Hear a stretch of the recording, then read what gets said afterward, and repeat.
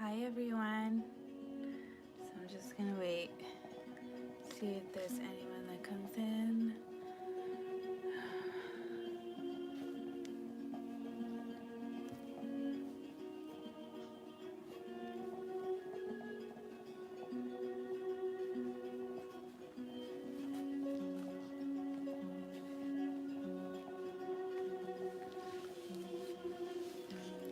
Hey baby girl.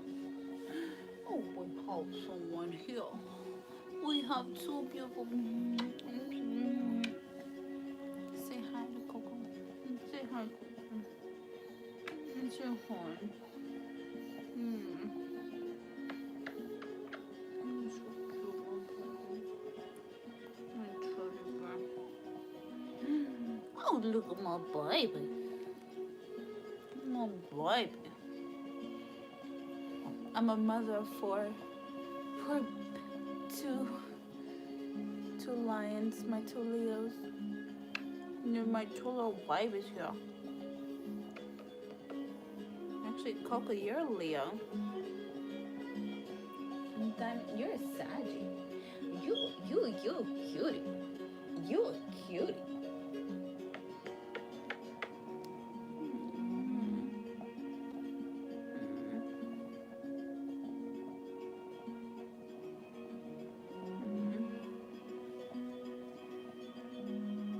Diamond. Diamond. Diamond. Hi, baby. Hi, baby. Hi, baby boy. Well, hi, baby boy.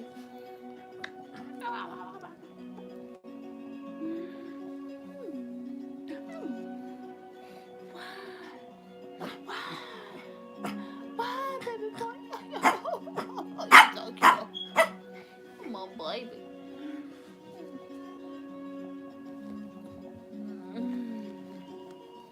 Oh, my babies. Oh, I love you guys. Oh, I love you guys. Oh,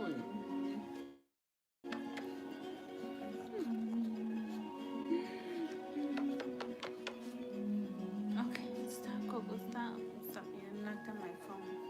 Oh, you're so chunky, baby girl. You're so chunky. You're so cute. You're so cute. Ooh. You don't like my makeup off? Baby girl.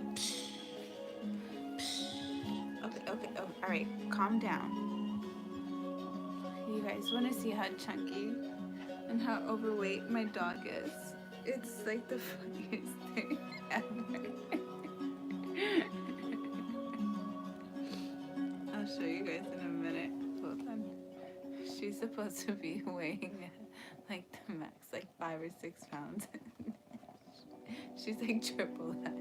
What happened, baby? And this is her baby. This is her son. Her name is Diamond. His name is Diamond.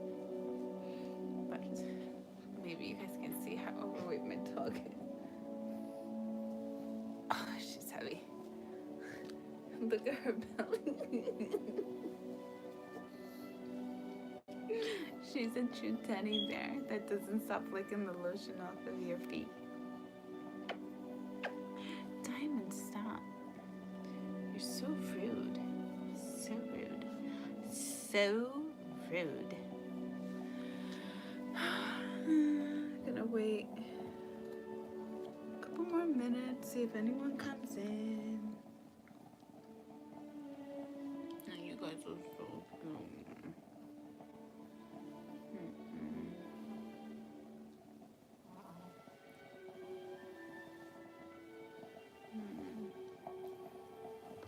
Oh, Coco, Jesus.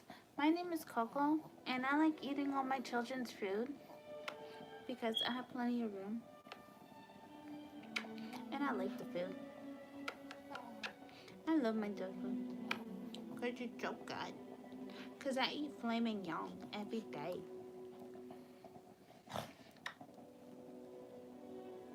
What, baby boy?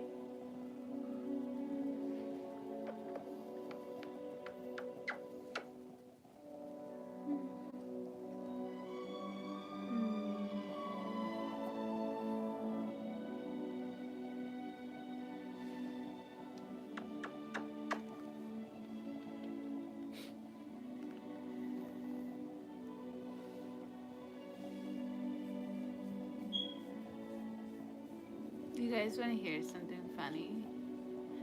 So, there's a dog park out here. It was where I live, and I took my little teddy bear that's full of love. I took her for a walk. Well, I intended on trying to walk her, and I bought like this cute little pink harness for her, and this cute light up, it was blinged out, pink leash, and will you believe that she was walking me? Everyone was looking at me, laughing at me, because my dog was not walking. She sat there, and as I had the harness, I was trying to walk her, and she just sat there. I was pretty much dragging her, and she was not moving. She literally sat like this. She literally sat like that. She did not want to be walked. She wants hugs and kisses and belly rubs.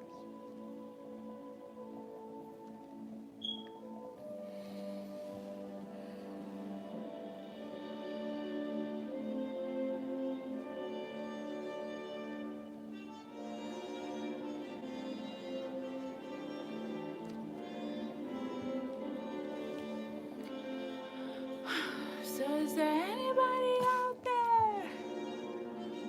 All right, Coco. No baby.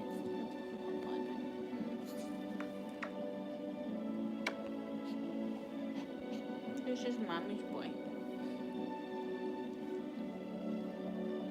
He's so he's a cutie patootie. Hello.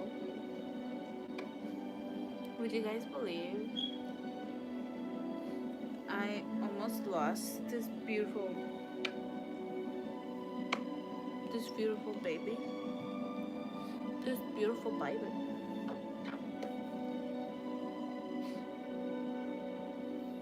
So I have an older brother, and he has a pet. Her name is Luna. She's black and white as well, just like him. And when they were puppies, like I'm talking about puppies like only a couple months alive,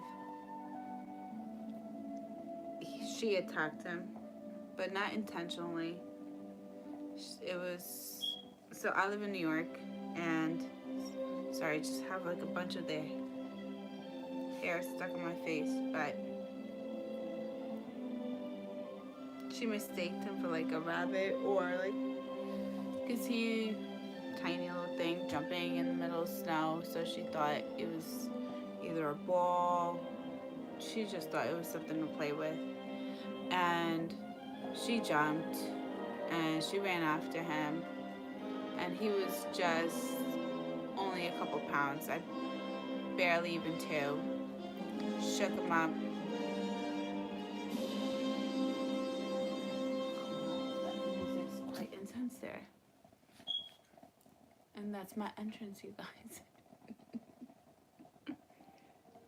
So she pretty much shook him up, and like, yeah, he had like brain trauma. There were questions of there being a puncture in his gallbladder. It was a scary time. So his sugars were up way too high. He's not getting enough oxygen. There were just a lot of things, and it was so scary. But thank God, you know, there's this great animal hospital out by me, and you know, with prayers and, you know, not giving up on him, doing the right thing for him, I kid you not, this dog bounced back within, I want to say within like a day or two. And you know, he was on, hi Coco.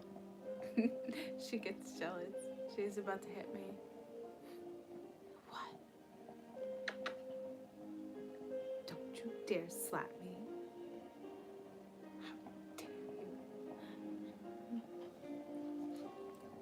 you?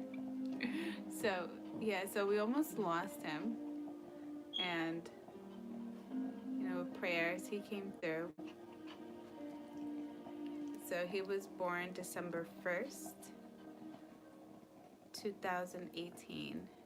And the funny thing is that we did not, we knew that Coco was pregnant, but we didn't know how many she was going to give birth. So, right after Thanksgiving, we went to the vet. So they did an x-ray. They miscalculated. So she was having 6. And so, yeah, it was something quite big to swallow. Seeing my baby. Donald Trump will win at least 42 states in the world. I try not to stay in topics of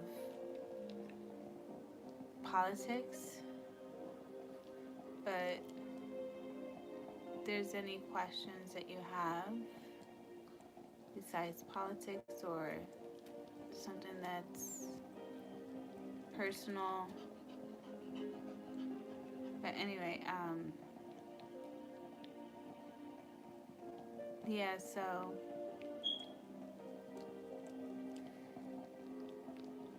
yeah, we almost lost him. It was sad time, but he pulled through.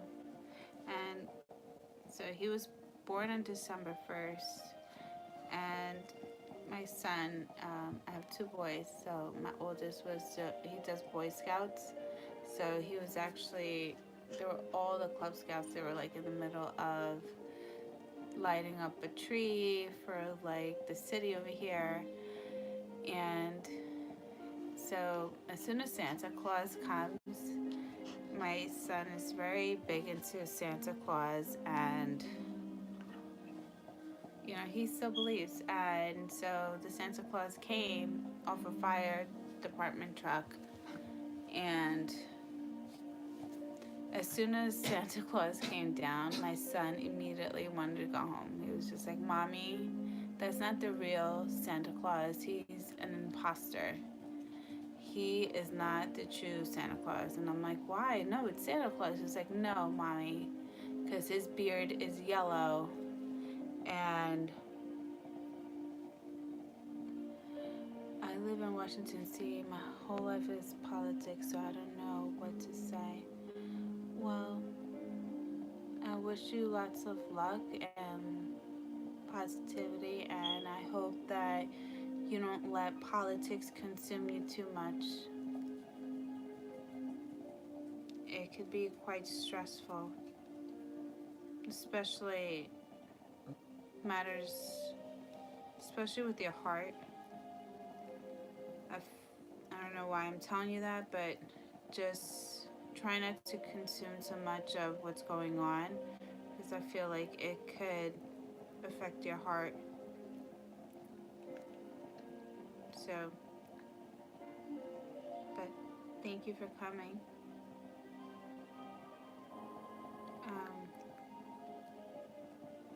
But yeah,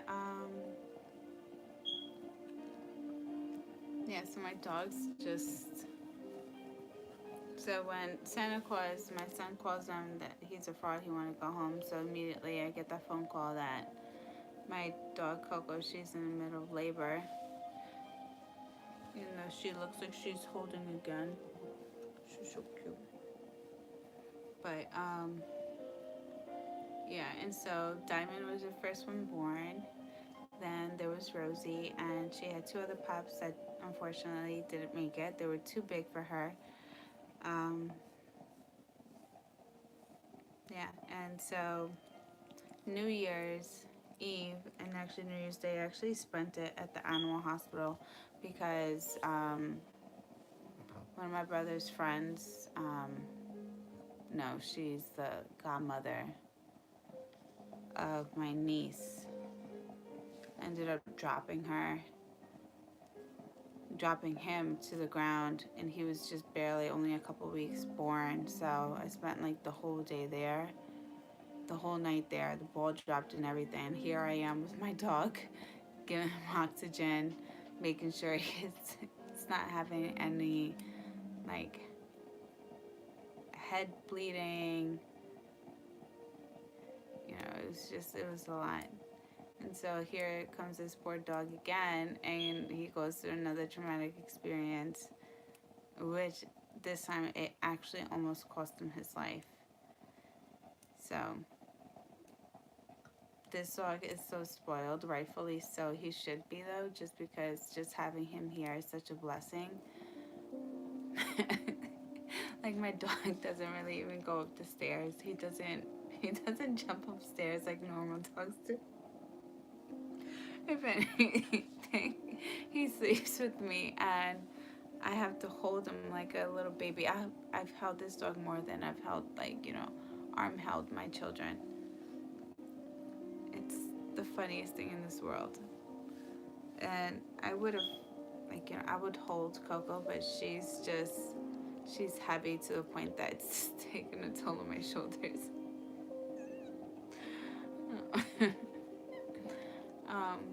But yeah. So just a little bit about myself. My name is Melissa. I am a Salvadorian. Both of my parents were born. I'm first generation. They were born in El Salvador.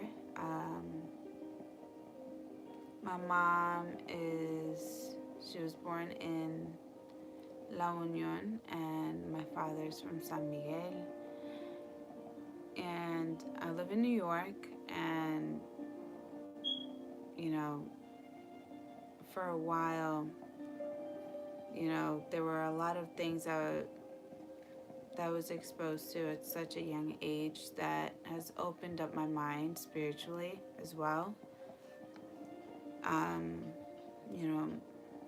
A lot of traumas that I was forced to face, even going in school, racism.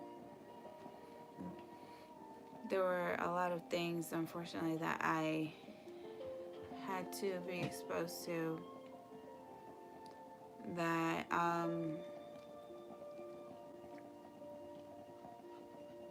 that just like made me grow. And so I'm sorry if I'm saying a lot. I just like wasn't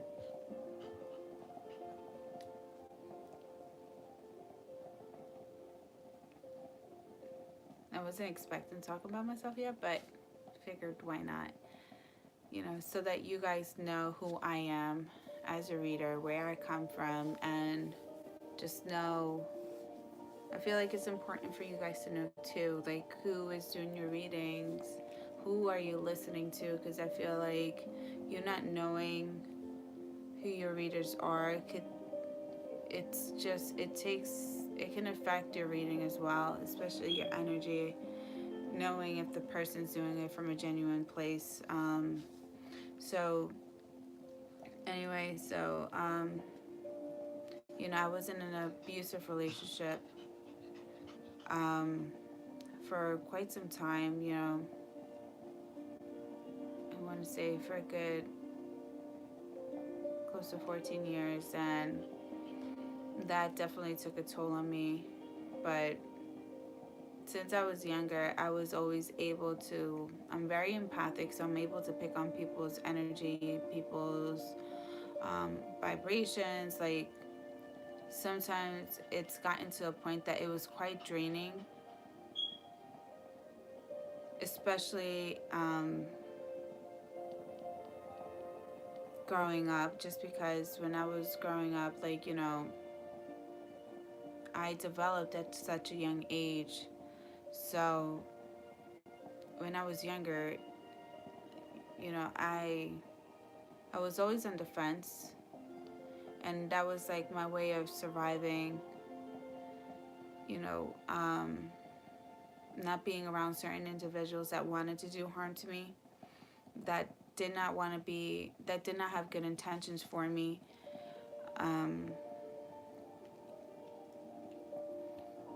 I would when I was younger, I would get a lot of messages when I was like, sleeping.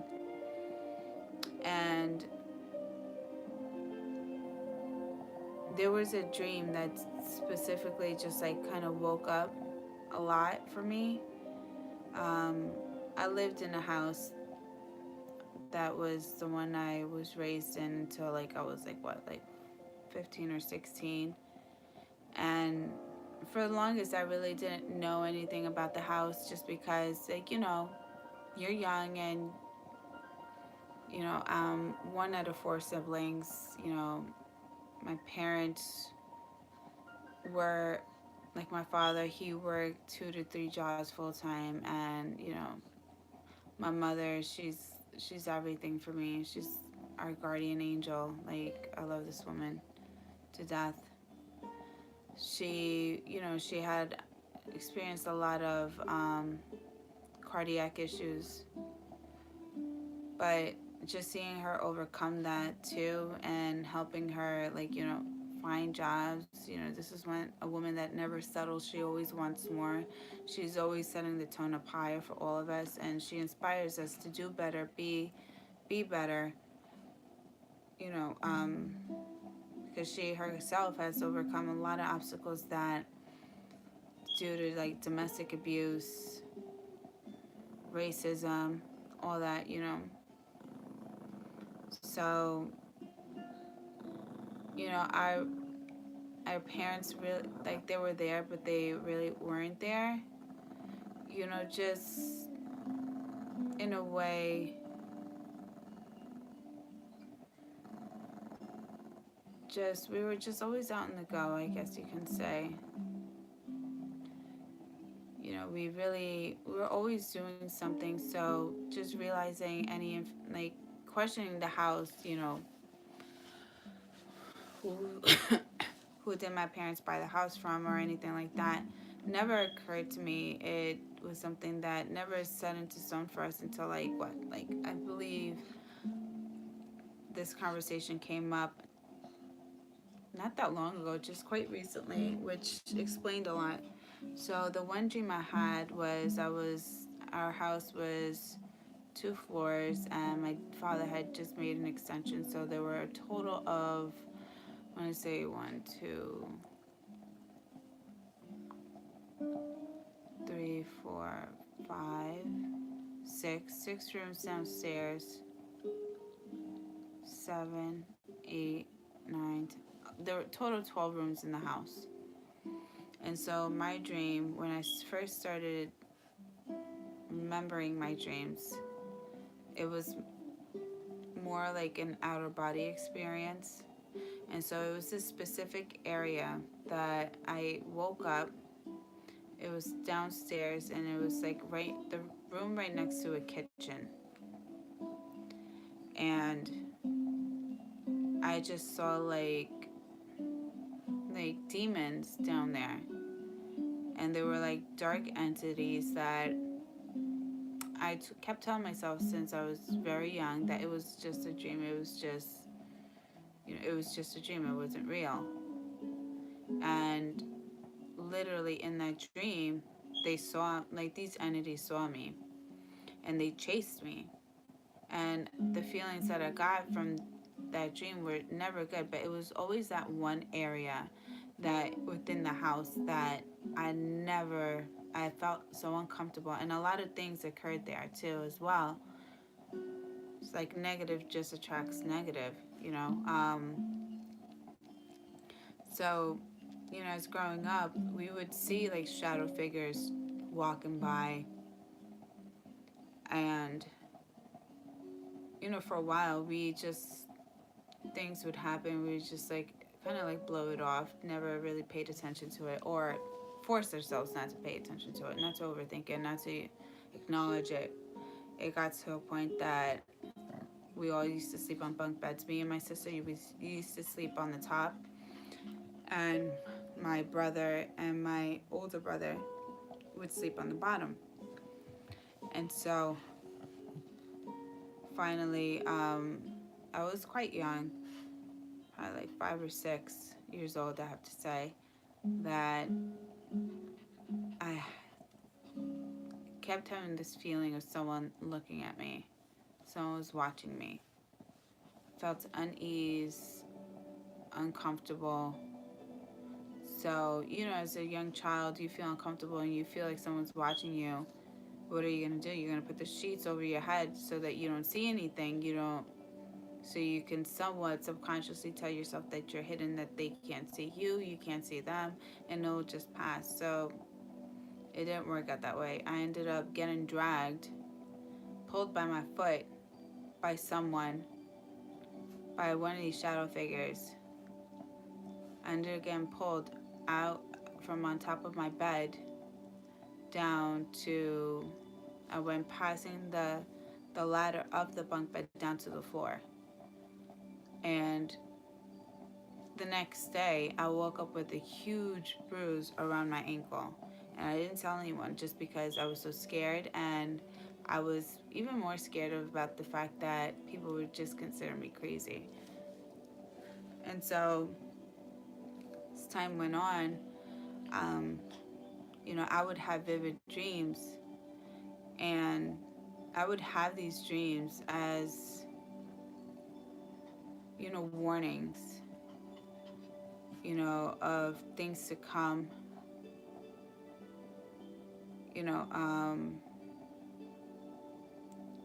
It just be vivid dreams, especially with certain people, even people that I wouldn't even know. And if I came across them in the mall, or if my parents brought me somewhere, and if I was to see this person, like, I would feel immediately drawn to tell them certain things.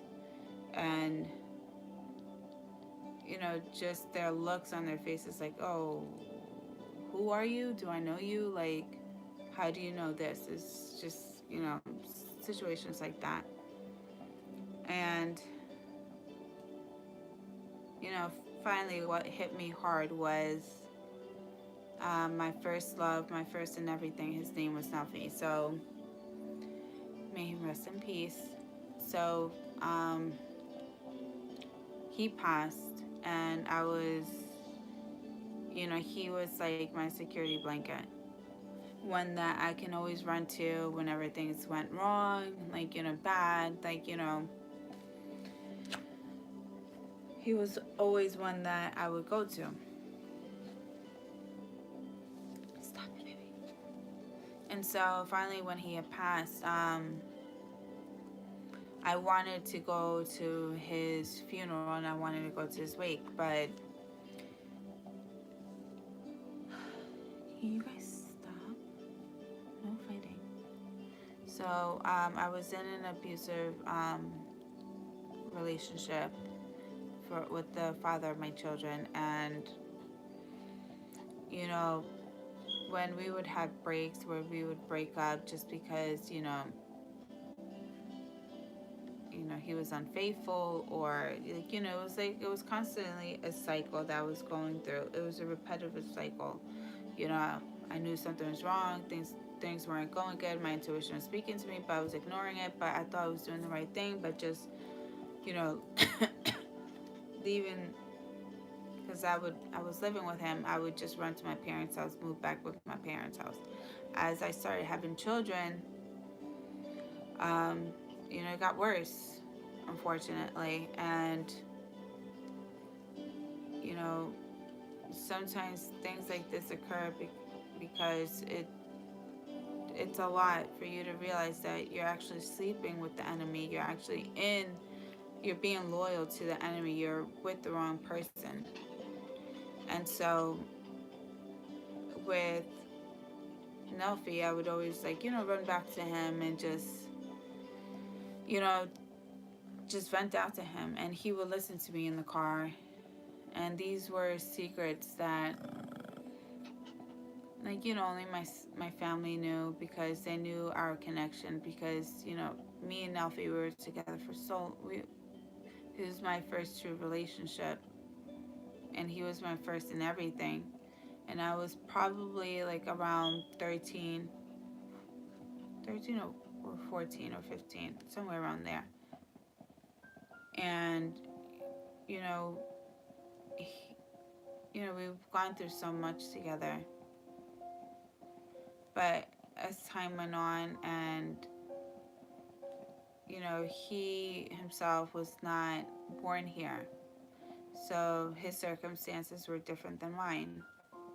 So there was a separation between us, and no communication for a very long time, until I was probably 6 or 7 years in a relationship with the father of my children already. At that time, I only had Enzo, my oldest. And so finally, when he had passed, you know, I had my youngest. His name is Asen. And so, you know, um, when I gave birth, a month or two later, I had a bad dream. And I had a bad dream of someone was in a bad car accident and someone had passed. And it was such a horrible dream.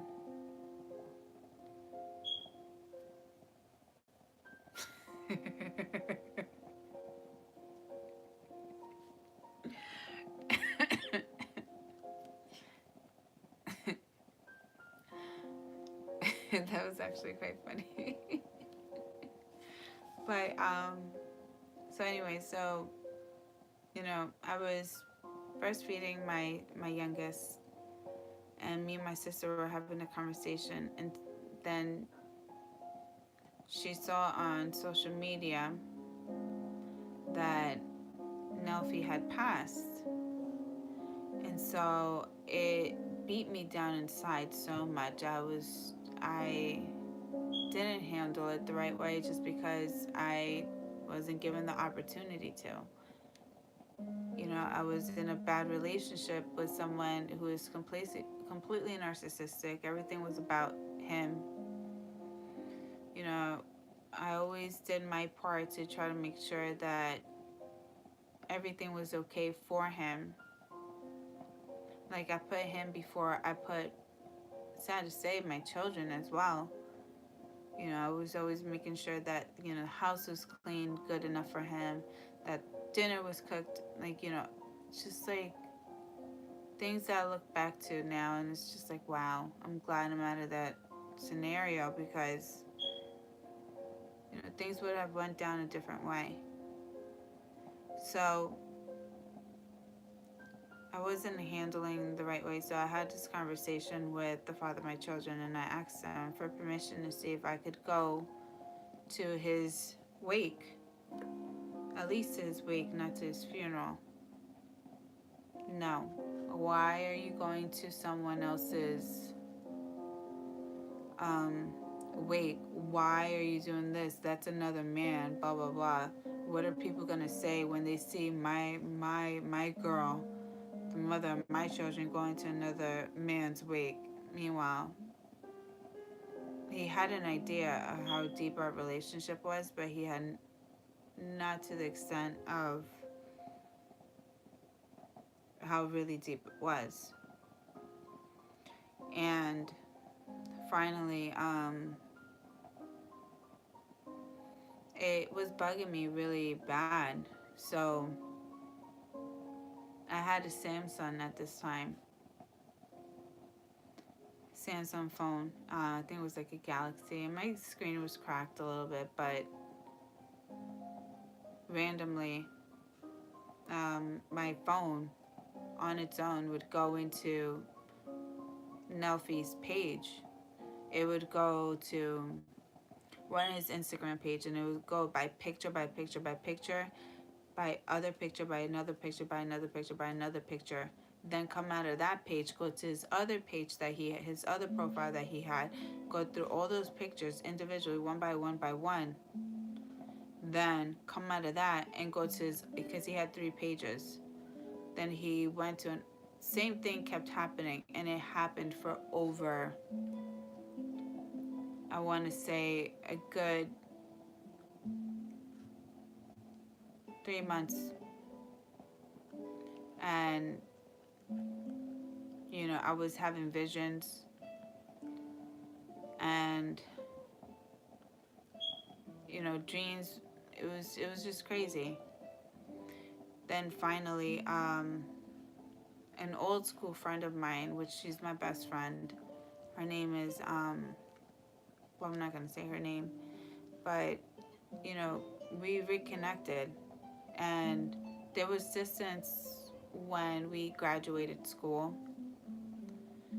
Um, a lot of it had to do with the father of my children. You know, he just, if I had any friends or anyone that he did not approve of, he made it impossible for me to even stay within communications, or even to the point of me even hanging out with this person. Like he was trying to change me to be someone that I'm not. And it was just like, looking back, like, I was so, well, I'm still optimistic, but now it's just like, I was exposed to a lot more. So I'm still working on not being quite defensive. But anyway, so right after I came into contact with my best friend, we ended up, this was my first girls' night out. So we ended up going to the city, and I got so dolled up, and I was just like, wow, I haven't been dolled up in a while. Like, I, I love makeup, so it's like, wow, I can actually do my makeup, do it all the way out, and just be myself. Wow, this is like, it was so exciting for me just to, like, even just freshen up, to just to go out, interact with other people. Even when I was still interacting, I was still somewhat like secluded, because that's how he would make me feel. That's how he would do. Like, if we were ever out and, like, in a family gathering, I would be isolated. I was not allowed to talk to too many people. I would always be posted up towards a corner, always put to a corner at any family event or any parties. It's just, that's how it was. So me talking to my girlfriend, I asked her, like, a random question, and she tells me information about his death, about Nelfi. Because, I was raised in a certain neighborhood, so was she, and he was too, when he came here. And so when, after, that, she's, we had a deep conversation while we were in the car about love, and I'm telling her, like, you should always be open to love, but be open when you're ready. It's really beautiful just to be in a relationship with someone that appreciates you and honors you for your wants and your flaws. Like, it's like, here I'm preaching this, but in reality, I was living a nightmare. You know, and so it wasn't until, I want to say, April, he had proposed to me. We were engaged for the second time. And the first time he had proposed to me, I didn't accept the ring. I didn't even look at the ring, because he had just officially gotten caught from cheating. And like any narcissist would do, they would blame you instead of taking responsibility for their actions and what they do and how they've harmed you. But, it was just like my golden ticket for me. It was like, finally, I caught him. I have I have solid, concrete evidence here. It's solid and it's concrete. And since I've been with him, I've gone through the struggle of endometriosis. And, when I get my periods, it would just come so intense. And it was just like, time after time, it was just like my cysts were getting worse. Things were just like, it was just progressing. It was just like, why? And it was because, like, he was toxic, and there was a lot that he was doing that I did not know about, or subconsciously I told myself I wasn't ready to look at it for what it was, you know? It was that type of scenario. So, April, he had proposed to me second time. And, you know, when you're engaged, you want to, you know, show your ring off to everyone. Like, you know, hey, listen, I'm engaged. You know, finally, it was done under the right terms. You know, and the first response I got from his father was just like, why did you get her such a big ring? And his mother lived with me. We bought a house together, which his brother and his mother lived in the same house, and his great grandmother, which his great grandmother, I work in the healthcare field. I've helped, pretty much, I took care of her when she was like really sick and ill, and you know, I got her the medical attention that she needed, because had she not, she had gallbladder issues. She was going through extreme amount of pain, and no one, you know, a lot of times, like in the healthcare field, you know, if by blood work, or you don't get like a definite, solid, concrete, something that's visible that explains as to what's going on through X-rays, MRI, CAT scans, whatever it may be. You know, you get dismissed a lot, you get pushed to the side. And so, like, hers was solid and concrete, so I knew her symptoms, and I knew what to express when, especially when took her to the emergency room, and I even took her to my job, because I knew, like, you know, I work there, I know how they're going to take care of her. So, like, you know, I took care of her after her surgery and all that, and, you know, thank God she lived. And it was, you know, it was just like, I just want to help people. That's like, I just want to help people. I just want to help heal. And so, April, he had proposed. His mother was did not agree with the ring as well. And in a way, she just tried to take my role in my house away from me as well. So now I'm dealing with two narcissistic people. But she was more of a victim herself, that she she was put this way because his father was very abusive, was very unfaithful, and so her growing up, she, or the people that she surrounded herself by, always told her that, oh well, you know, especially in the Spanish culture, oh, you have to put up with the man, he's just like that. It'll get better within time, you know, you just got to stick it through for what, until I have no more teeth, or stick it out until I can't see, like.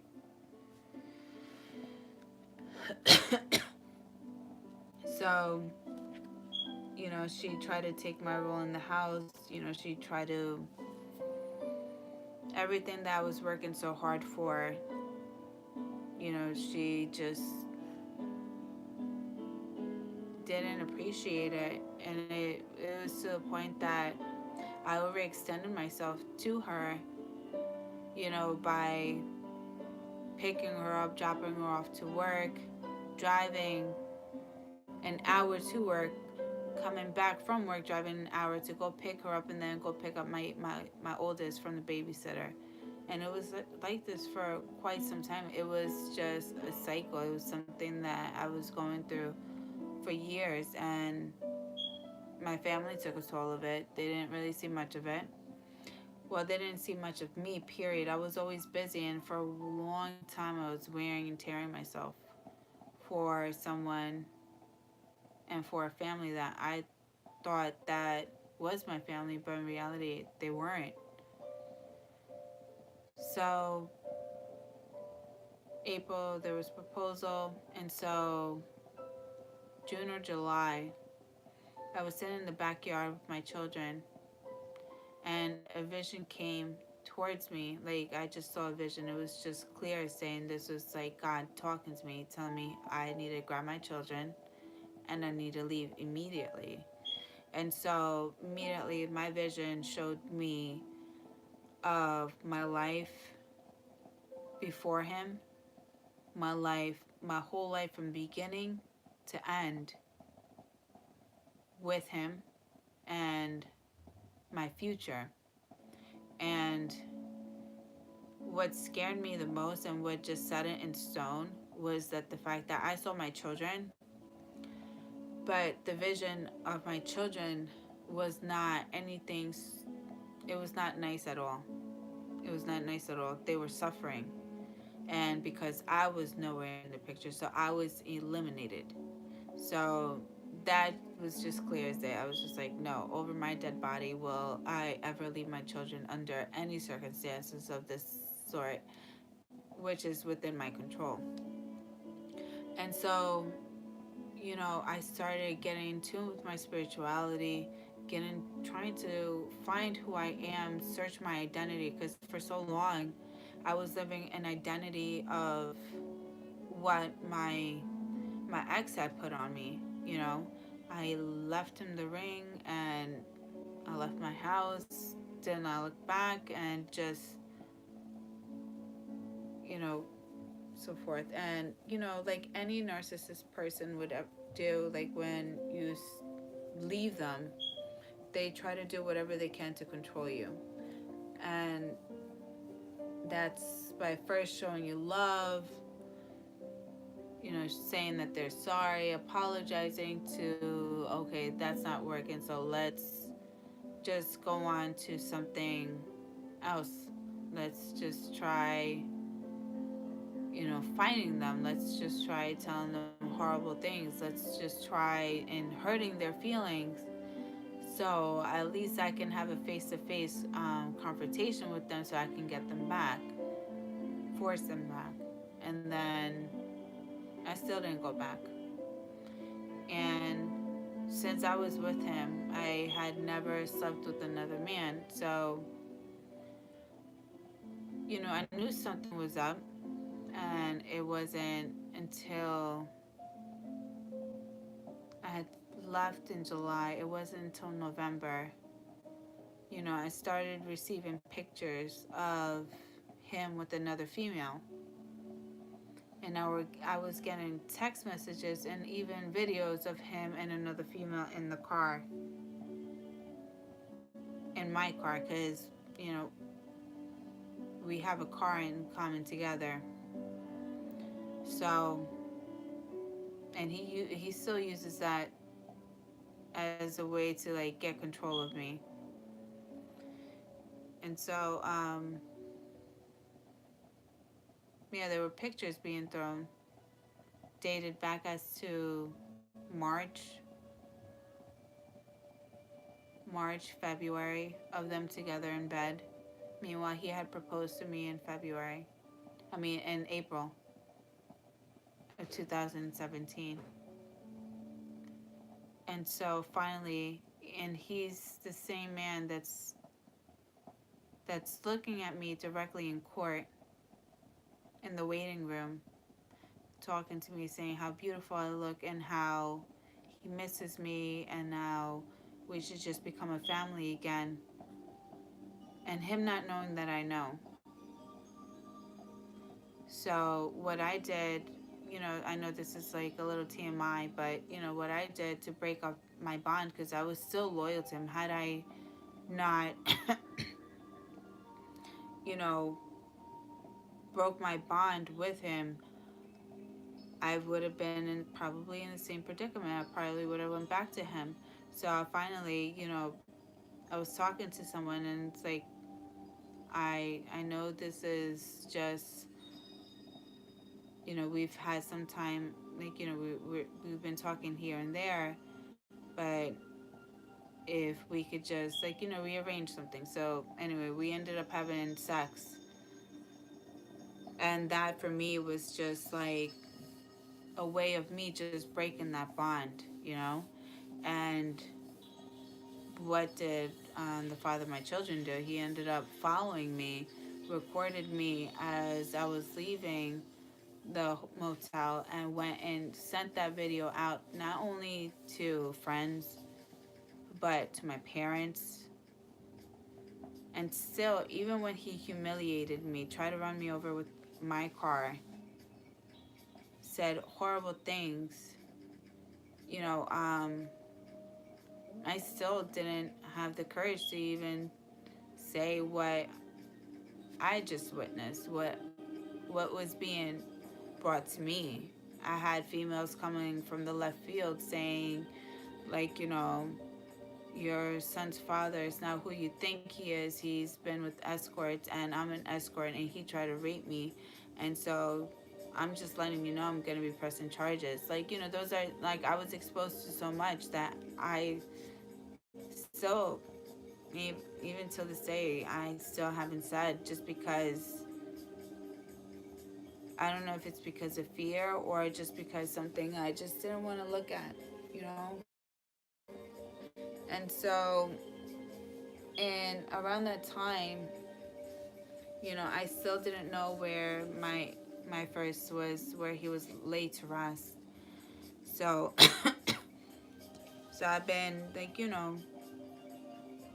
every day I was always on the hunt, and then finally I was just like, my girlfriend and I were able to find out, or I found the name of the road, or where someone had posted where they had, like, they were in front of my Nelfie's burial site, like where you're able to post your location. So finally I had put that in my GPS, and it was a full moon, and I went there, and I had a moonstone crystal, which I believe I have it up here. I had a moonstone crystal and my phone and a cross, because you can never just go up to any burial site without giving an offering of sentimental value, or like flowers. Like, you have to bring an offering. So I'm like, okay, here I am. This is my first time ever going to a burial site, just because I do post-mortem care. So it always mind screws me, just going to any funeral or any wakes, like, stuff like that mind screws me, because, like, I've taken care of patients that have passed on, and I have been their last faces that they even saw, or I witnessed their last breath. It's like things like that. So it's just, and I do a lot of postmortem care too. So it's just like, and I witnessed a lot and I saw a lot. So throughout my time in healthcare. So here I am going to a cemetery. I don't even know where he is buried. No idea. There's like thousands on thousands of tombstones all over left and right. So I'm going based off my intuition, and I'm talking to him. And I'm telling him, I'm like, hey, Nuffy, if you can, if you hear me, if you see me, if you're with me, please guide me towards where you are buried. And so finally, I get to where a tree is, and something tells me, just park your car right here. So I'm holding onto my moonstone necklace, and I have this cross here. Just in a way too, I feel like I've always carried a cross because my mother's very religious as well, and I'm going at the nighttime, it's probably like 8 or 9 o'clock at night, and that's when spirits are alive. So I didn't want to attract anything negative. I didn't want, like, it's like my first time ever going to a cemetery. So, that's where the dead are alive. Like, that's where their bodies are laid to rest. So it just seemed only right for me. So as I'm walking, it's pitch dark. There's no lights there. It's just pitch black. So I'm using my phone, flashlight. I go to the first tombstone. It wasn't his. I go to the next one. It wasn't his. And I get to the third one, and I'm like, okay, I'm just about to give up. But something, my intuition told me, is like, I heard something tell me, just turn right, just turn right. And finally, I walked up, and it's right next to a tree. And it seemed very similar to what the video I had saw on Instagram, a quick clip of where he was buried. And finally, once I listen to my intuition and I go, I do a double take because I find his tombstone and I find him, and it was just like emotions that I can't even explain. It was just like, wow, like out of all the bodies here, I find you.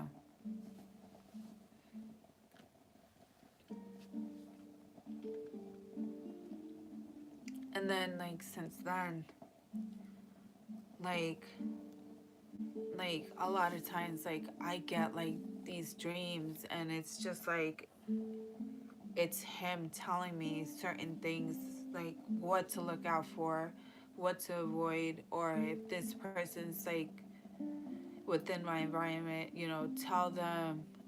He'll show me like a vision, or it's like something I experienced within my dream that he wants me to communicate to help those as well. So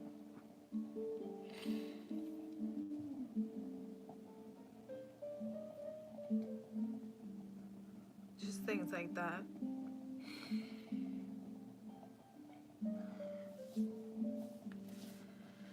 And the irony in all of this is that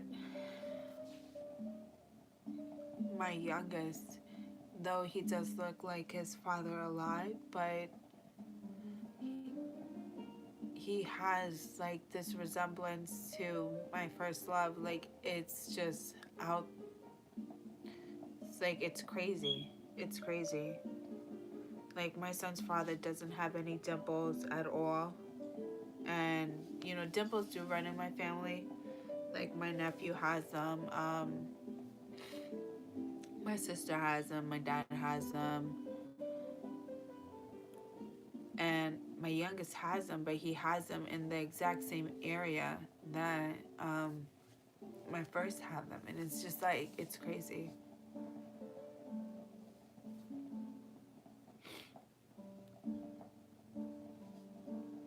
It's crazy because when he smiles, I feel like I'm looking at him. And the same characteristics too, just a fireball. But my first love, he's an Aquarius, so he has some sides to him, but he's like a fireball just full of air. It's just like he never meant any harm at all. He self-sacrificed himself. And he ended up committing suicide because, due to his circumstances, he was, dealt a different hand in life, and he was involved in another lifestyle that now I get as to why there was distance, why there was a lack of communication, why we separated. That's good though.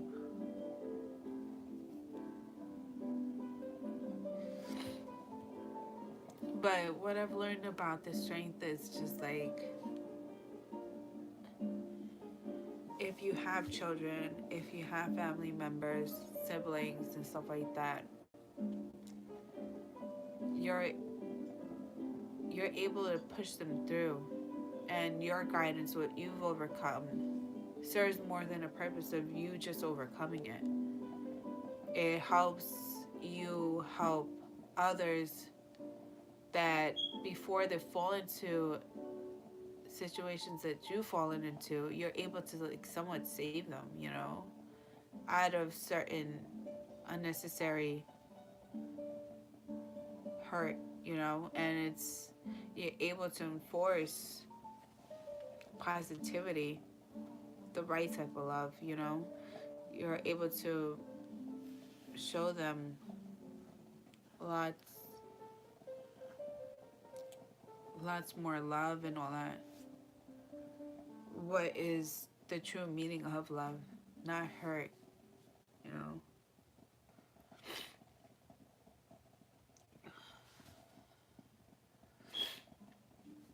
But But yeah, that's a little bit about me. Do you have any questions? Like, I know I was doing Pisces, and that was quite heavy for you.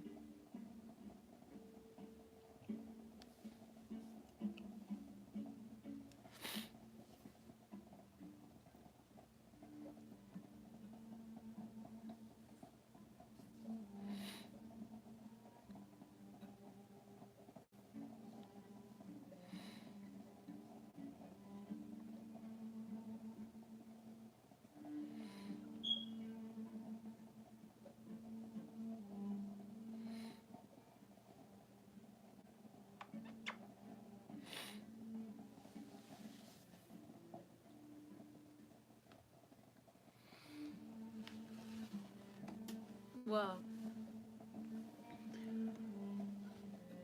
why are you scared?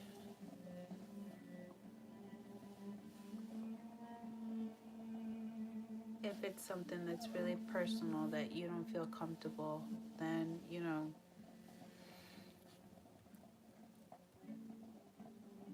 I respect it.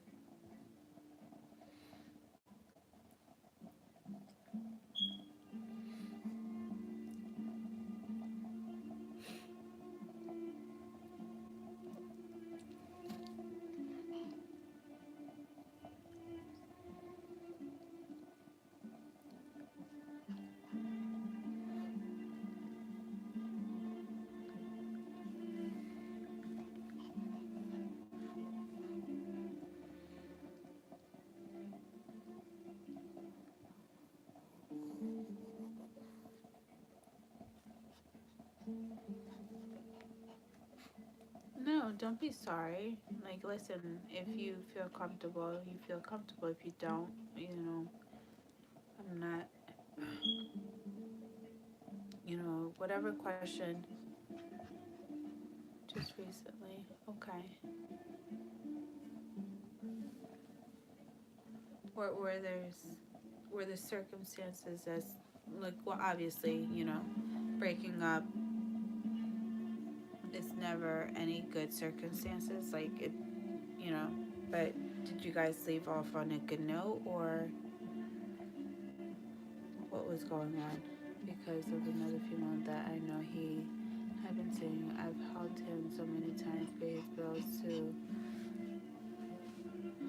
Wow, that's crazy, because I was doing the same thing. It's crazy to the point where I'm broke. Wow, that's, wow, I can definitely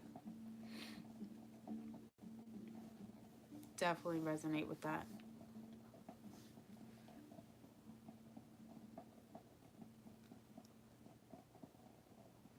But honestly, what I'm getting right now, just with you saying that, if he hasn't come back, or if he's trying to, like, see what you're up to by sending you certain text messages, as to what you're doing, or he'll, like, flip flop, like, first he'll send you, like, a beautiful text message, trying to get your guard down.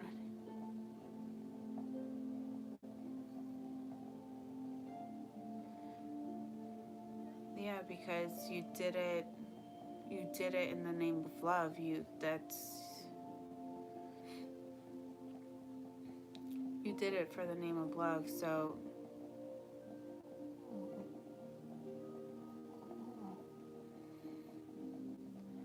I just feel like this person will try to communicate with you, and through text messages, just to check you in a way.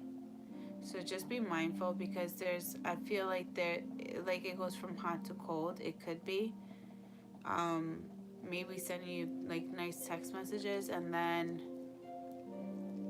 either you respond, or there's no response there, or someone's not responding quick enough. I feel like it could get hurtful as well.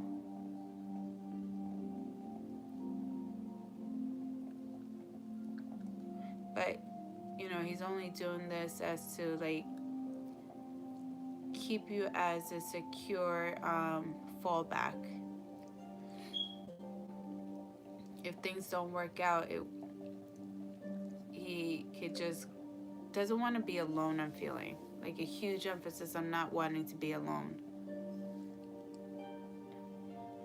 Breaking up with him because I got tired of being used and now he won't even talk to me. But I feel like there's something that he's doing to control you here. I don't know if there was like messages being exchanged of like, or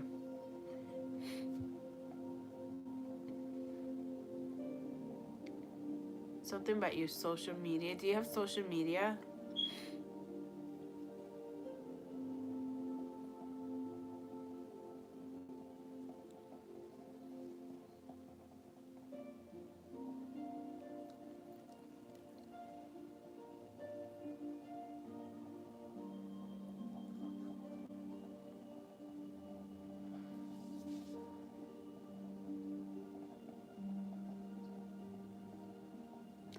Hi, Nia Star. How are you?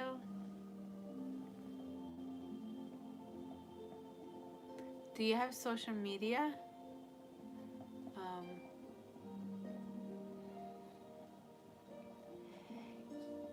Welcome.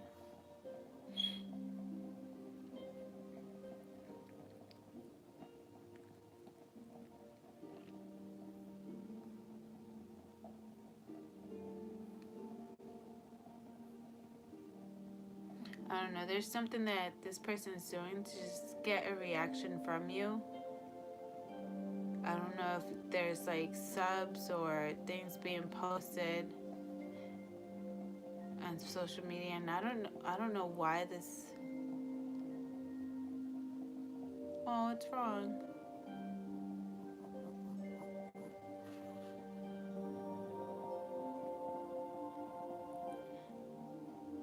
I don't know why I'm getting a feeling that there's subs being. Something's feeding his ego. Oh, what's wrong? But he's just trying to get a reaction from you as well. And, you know, once I lost my family, won't even help me because of my love for him. I went through that too as well, because your family, this could have been they probably don't like him, and you know, like any family member will, if they don't appreciate the hurt that is being caused onto your family member, they're not just going to approve that, you know. Hi, Douglas. How are you? You know, they're not going to appreciate, and it's not going to sit well with them seeing, oh, thank you, I'm here. They're not going to appreciate the fact that you're being hurt. You know, you are their loved one. It's like, well, will you like to see, if you have children, like, you know, a child being taken advantage of, hurt, mistreated, you know, it's more to it. So they want you to heal, because in a way,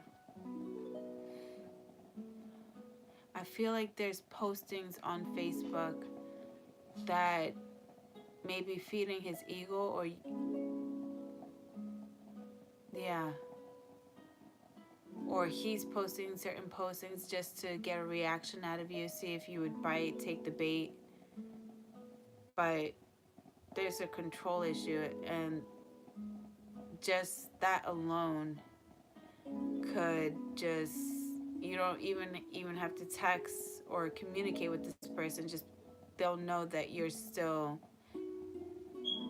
like tied to them. It's a control issue. But don't worry, like, the grass is not greener on the other side, and I highly doubt that this relationship is gonna last for a while anyway, just because you're taking out the picture and you're not providing the finances as well, and his fund is going to run low, like he's going to run dry, like he's going to have a lack of finances. And I don't know why I feel like she's just one that feels that she's to be catered to. But once she's required to do more and she picks up on his narcissistic ways, because he's very narcissistic, she's gonna leave him.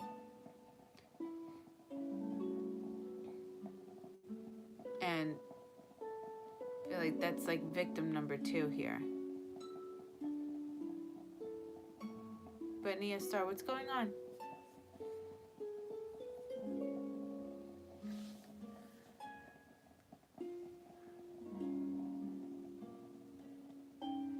I thought he was my soulmate, but the distance, no communication, hot and cold. I love him, unable to release as much as I try. I feel like the reason why you're not able to release is because there's a lack of closure. Your intuition's telling you one thing, and I feel like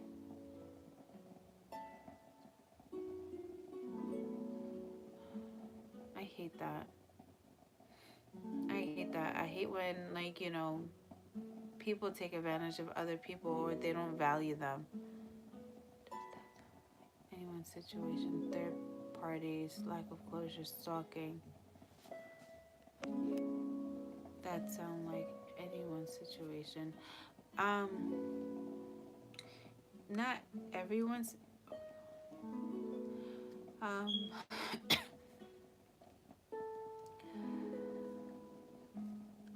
So believe it or not, it's actually quite common, but it's not something that is spoke about a lot. A lot of times, just because one, there's embarrassment. It's like unfamiliar, unspoken territory. A lot of people don't speak about situations like this because, especially if you're in an if you're in a relationship with someone who's abusive or narcissistic, you don't really speak about a lot of things. After my thoughts, Cancer woman.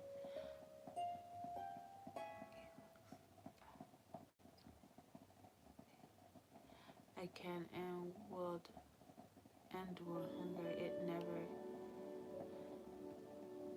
you know,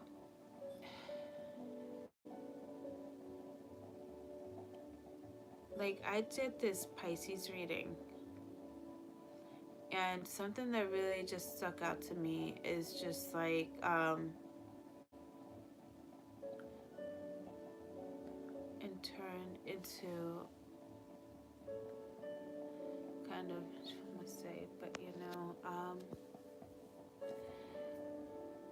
anytime you're presented with a negative moment or any negative relationship and coming out of it, I feel like the best way for you to get over it in a healthy way is by, purging out your emotions, dealing and recognizing the type of relationship that you were in. Hi, Nana. Oh, you're young. And recognizing what type of relationship you're in, who you were with, and also looking back at the times, like, were you by yourself a lot? Were you isolated? Is there... Exactly. And you have to realize that not every relationship... Oh, Harry Curry, we're all entitled to our own beliefs, but we should respect everybody else's beliefs. Just because you don't believe in God doesn't mean that other people around you don't believe in God. We're not gonna shame one another. We're not gonna say anything rude towards one another. You know, we're just here.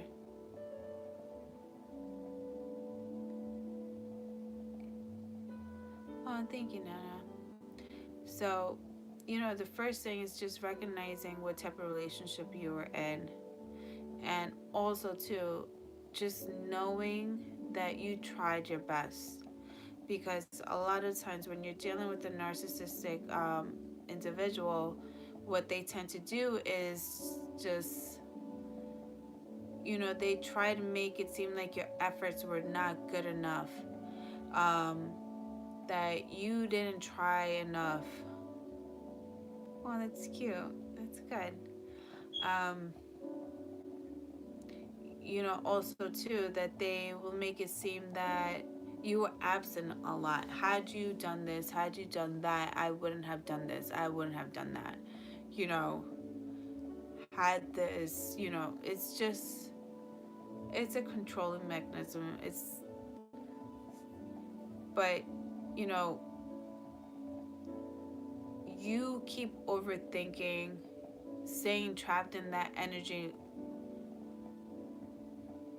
her being, he was apologist. I waited and compassionately held my back tongue, but patience is not eternal. Exactly, and you should never stay stagnant too. Oh, I'm sorry.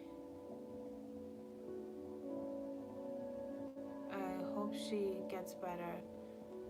Yeah, overthinking is definitely unhealthy, and also too, I just feel like there's the reason why there's a lot of overthinking is because there's a lack of self-confidence.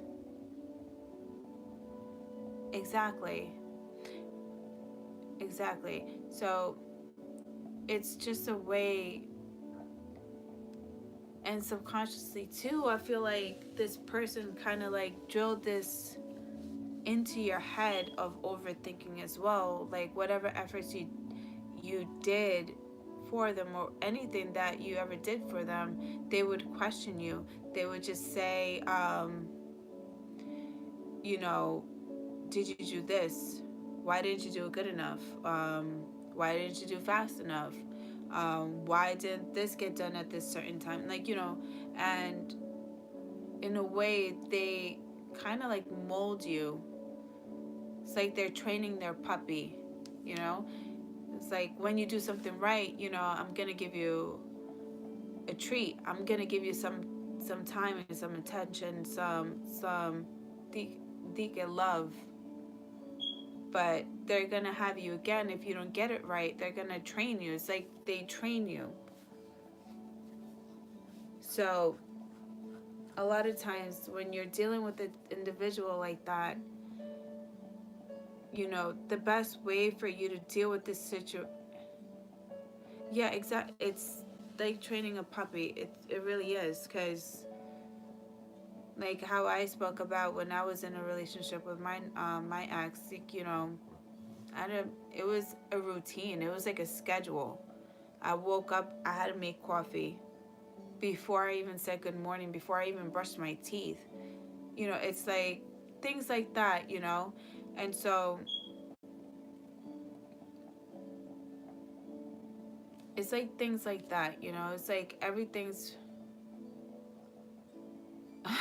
Thank you.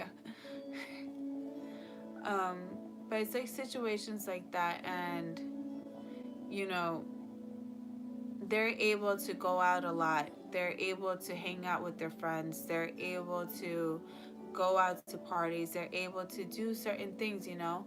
But the time that you decide to even do anything for yourself, hang out and socialize for yourself, not including them, immediately what they would throw at you so that you can feel guilty, because that's what they want you to do. They don't want you going out there trying to socialize, because they see that as a threat, because they know who you truly are. They know your true value.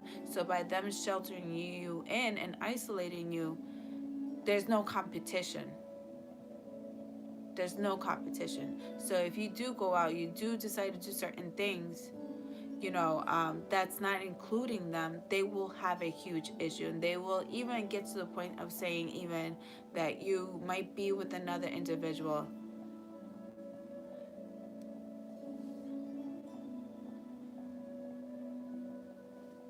Exactly. You should be, like I said, like when I did that Pisces reading, you are the Nine of Cups. You are the Nine of Cups.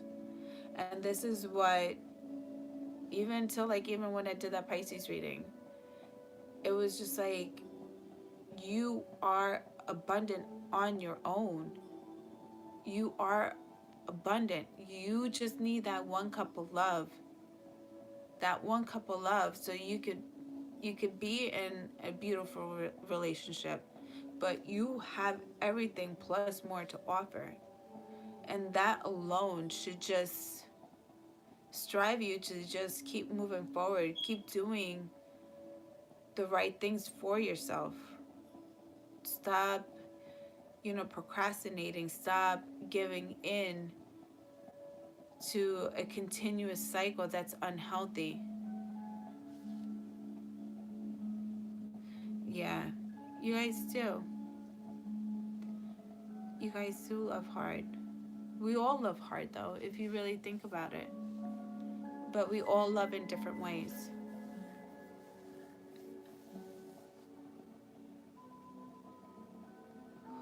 Love is- yeah.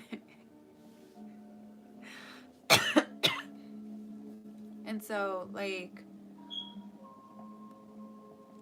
just realizing who you are, recognizing that you tried your best, and not everything's your fault, but you have to take some ownership to a lot of the missed red flags. Like, you had plenty of opportunities and you ignored your intuition. Exactly. They will play tricks on you so that, just to keep that mindset going. Like, you're my little puppet. You move when I tell you to move. Like, you're going to jump when I tell you to jump. Just we give ourselves to those that do not treat it. Exactly.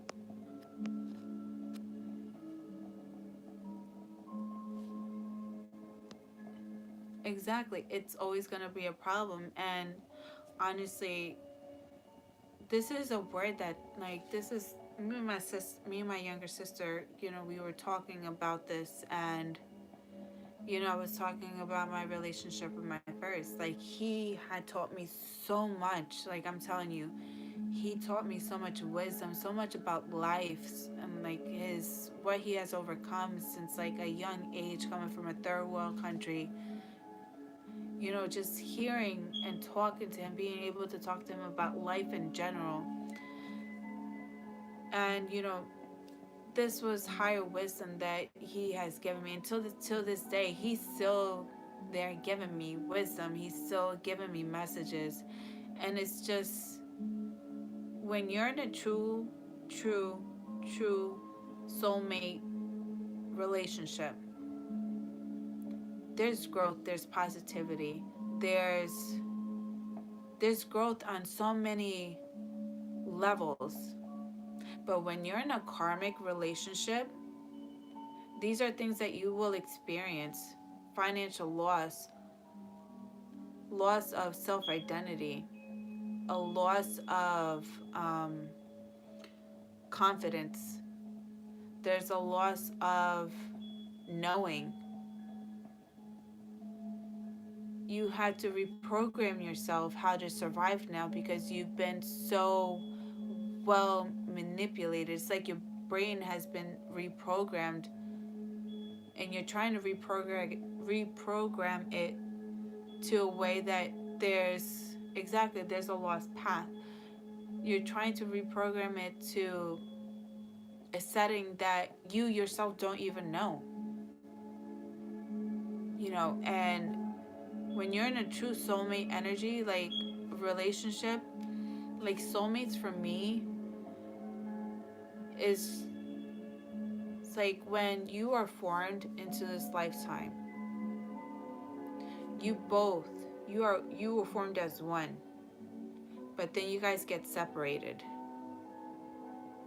And here's a half of you, here's a half of you.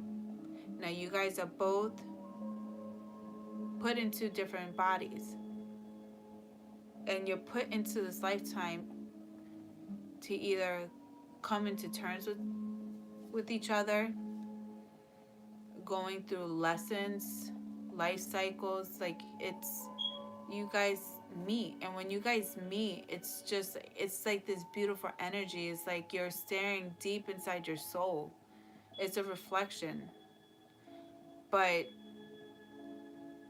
a reflection that's yours, but it's not yours, if that makes any sense.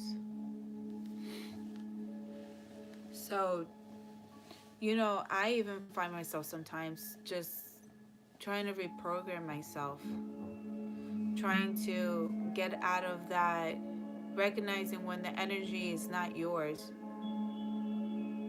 You know, just recognizing that you're not in that survival state of mind anymore. You're living. You gotta live. Is it worth it that you're sitting there beating yourself up, possibly not even eating, isolating yourself, crying all the time? And it's not really good to cry like that because it gives you wrinkles, just saying. You know, is it worth it? Is this person worth it? Exactly. It's like, is it worth it? Like, here this person is with Jane Doe, and here I am, and this person was already with Jane Doe as they were with you, with me. Like, are my tears worth wasting for an individual that did not give two rats, you know what, for me? No. But the same way that you feel broken, you can always put yourself back together, and the way that you put yourself back together is going to be at such a higher sentimental value for you, because you're picking your broken pieces, you're picking yourself up, and you're making yourself whole. You're making your whole identity all over again, and this is what you're doing with your own efforts. This is your own self-investment. And in a way, it's always like, the way I see it, it's like,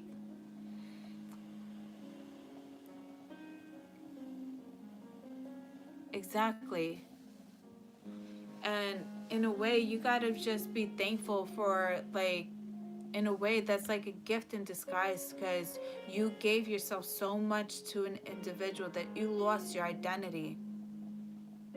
You lost your identity. You sacrificed it all. Like, you know, you sacrificed it all. And what else do you have to sacrifice? If all was given that's within your capacity, are you just going to give your life away? No. It had to end the way it had to end, and I'm glad that you stood up for yourself and you put an end to it. I feel like you're underestimating yourself. You're not giving yourself as much as credit as you are so worthy of.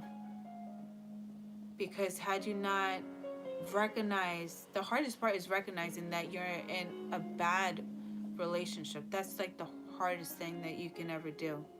It's like you're coming in terms that you're sleeping with the devil. You know, it's just plain out simple. And so you just come into terms with that, realizing things for what they are. You seek change. You may be scared of taking the initiative of doing the change, but you know change is needed.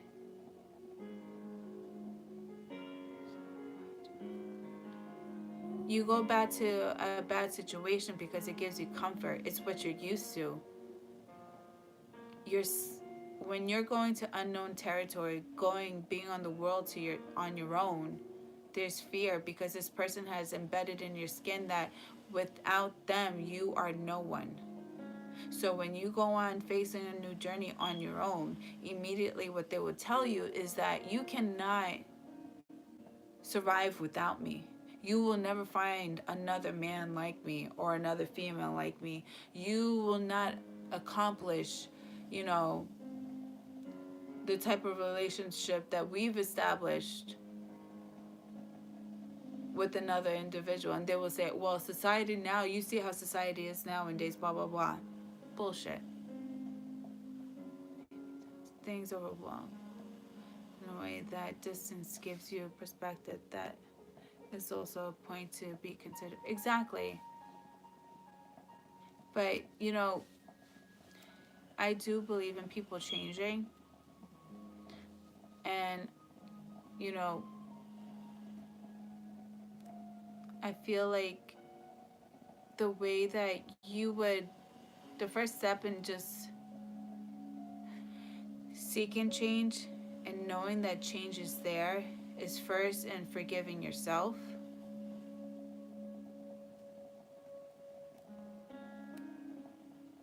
Exactly. It does. It does. And it gives you time too to just to be easy with yourself. And if there's any how can I say this? If there's any like overthinking on your end, I feel like there's just a need for you. It does. I feel like there's a sense of you, if you're overthinking, just forgive yourself. Forgive yourself for allowing yourself to be put in a situation and forgiving the individual that has caused you any hurt, any pain.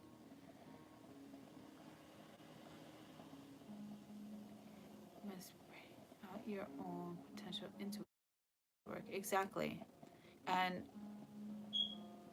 working on yourself, not being dependent on anyone, thinking for yourself, just thinking for yourself, that alone is just, it's remarkable. Like when I first separated, like when I first separated, this was in July. Initially, what set into stone for me was when there were two instances that set into stone for me. Is when I first took my kids to Sesame Place or Sesame Park, and when you conquer yourself, then you're able to share yourself with others. Really, um, when you conquer yourself, that's one thing. Once you're,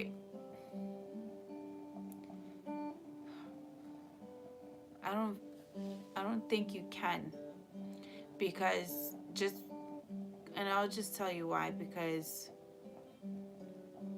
you know, just based on my experience may be different than yours.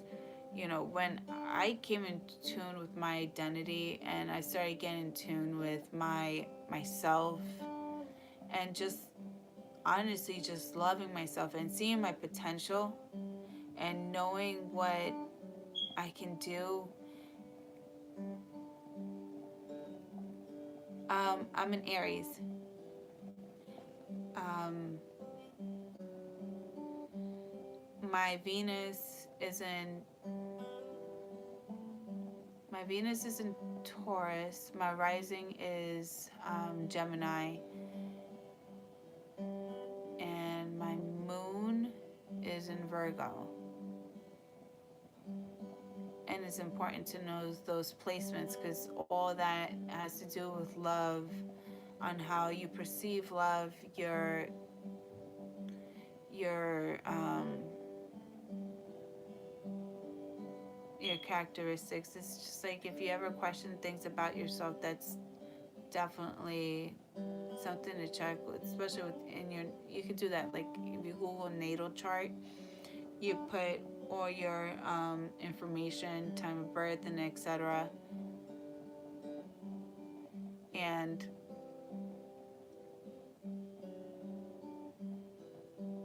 aw, I say you're very well balanced. I was in a relationship with a Scorpio for like over 14 years. He's the father of my children. And a lot of things that we overcame. Yeah.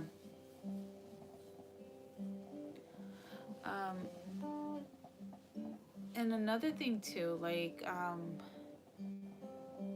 when you conquer yourself too, it's just you value yourself more. And when you value yourself more, I feel like when you value yourself more, it's just like you're kind of on, you're taking on that, how can I say, that Queen of Swords energy. Like, you're so defensive, but you're not gonna let anyone, just any random Joe Schmo, just come into your energy and just be entertained or even to be breathed upon. So it has to be that right suitor. So it's, though there might be some stagnation there just because you want the right person. If there are a bunch of like boys or girls around you, no, you're not going to entertain that because you want a man, you want a woman, you want someone that you could just settle down with. You don't want someone that you're still going to go through a bunch of games, a lot of trial and error. Like, no, like, why? If you have yourself together, you know, it's okay to preserve yourself.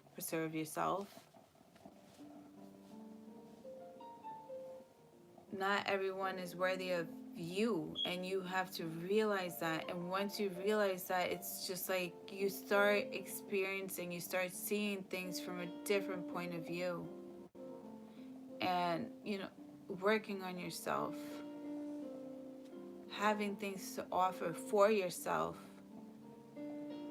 it's so, how can I explain? It's a reward to yourself that no one can ever give you.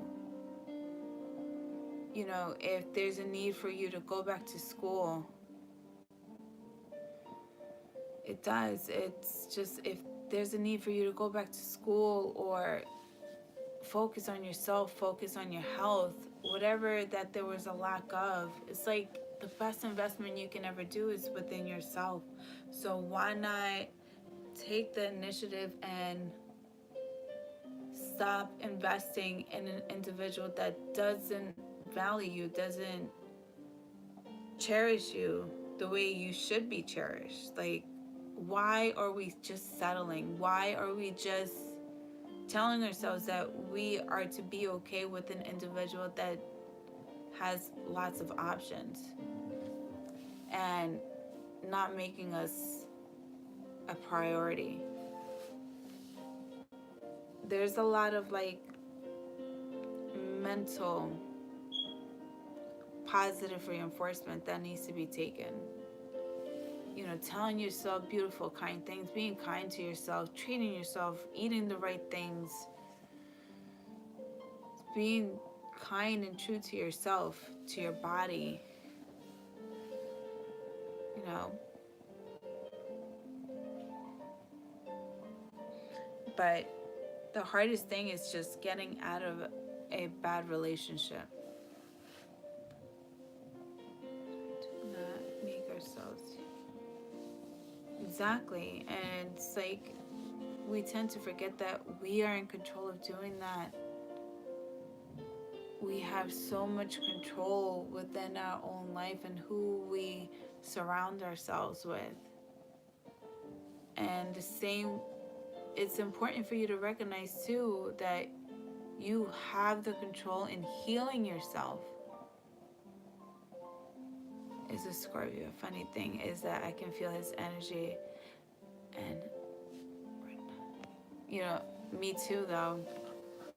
I'll tell you that, like, you know, but you have to. No, I'm actually sitting on the floor. I know this is a TMI, but like I have a onesie shirt and it's giving me like the biggest wedgie. I'm not even gonna lie, and I really don't want to pick it up. So I'm just like trying to like stretch off.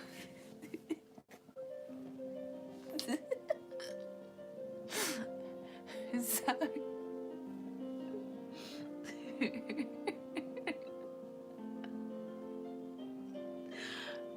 But I'm on my fuzzy little rug. I'm on my fuzzy little rug right now, and it's just like I'm like trying not to pick it out. But anyway, you know, once you realize that you can feel their energy, you know, the hard part was already done, and it's if I get a back massage, I'm not getting up. I'm going straight to sleep. Like my mom would like play with my hair, and as soon as less than 2 minutes in, I'm zonked. I'm out. No, it's just like if I'm just like my kids. As soon as I get comfortable in one spot, I don't even have to be touched. I just knock out. Just I'm from New York, and so back to you picking up his energy, because you know I pick up a lot. I don't know. 202. 202. But so you know when you pick up a pencil, you pick it off the floor. It was easy for you to pick it up.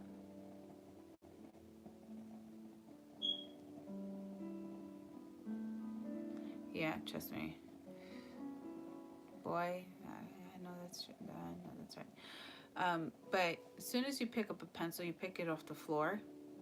The same way you pick it up, you can let it drop. So when you're feeling an energy of the person that you separated and you want to cut ties with them, same way how you pick it up, you drop it off. It's really easy. Or you can even tell yourself like things like, you know, I recognize that this energy is not my energy. I no longer want to feel it. I no longer want to. Buenos Aires is for the. Oh my God. Buenos Aires. Where is that?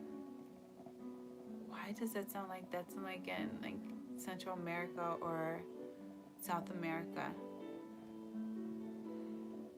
Wow. I should really dye my hair blonde. I'm sorry. Sorry. I'm sorry.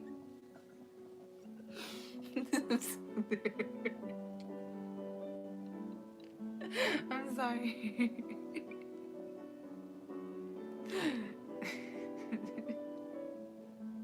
It's like, sorry.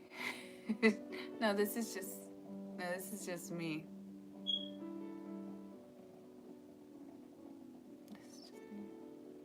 At least I come in terms with myself. Why are you pissed? Why are you pissed off? I need to get my glasses. So I've been putting off on getting glasses because my eyelashes are so long. So anytime I wear glasses, like my eyelashes like light up on the lens like this. So I just choose not to wear glasses, and I really need them. I'm gonna be 30 in April, you guys. 30. It's crazy. Time flies.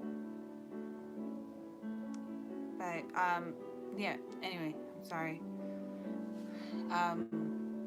So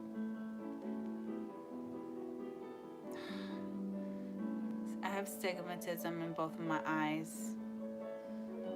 You know, yeah, I'm blind. I don't know.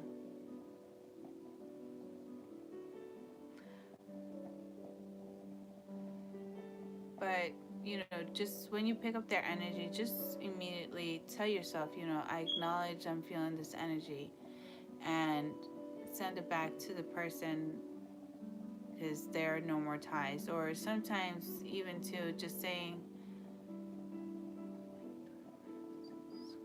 I can feel his anger and his energy even when that's heavy. That's heavy.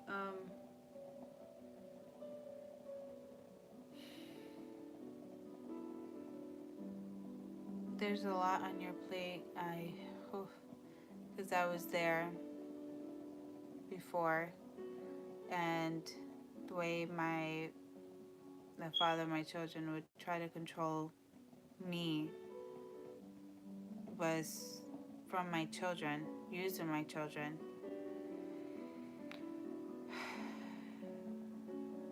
You know, just look at your children. Like, you see your daughter.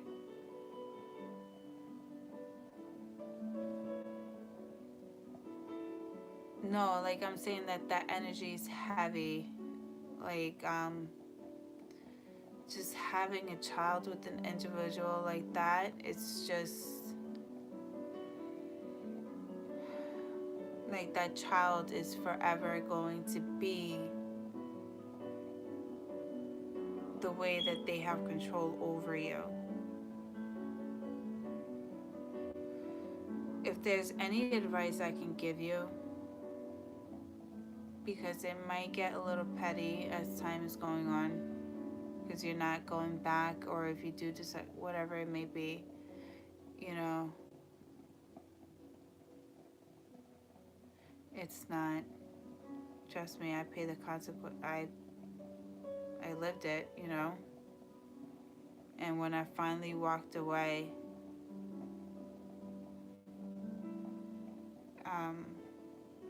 I just never went back. And then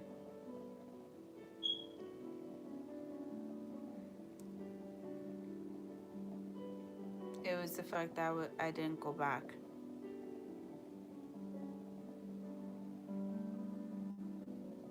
Yeah. I left him plenty of times, but I always ran back. And this time I didn't run back. So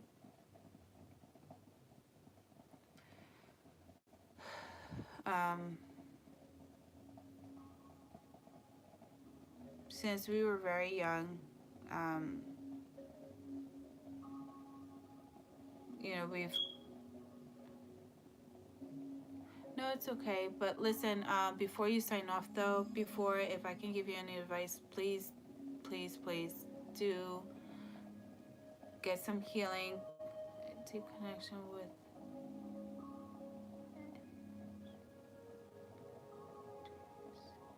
Okay, that's what Aries and Scorpios, yeah. So before you leave, I don't know if you've left already, but definitely seek some counseling, please. And especially if you have a child, you know, I don't know if that child's old enough for counseling, but as you're healing yourself, I feel like you can benefit from talking to a counselor, feel like you would benefit from that a lot. Okay, and I thank you for coming in, and I wish you the best. And if you need anything, I'm here.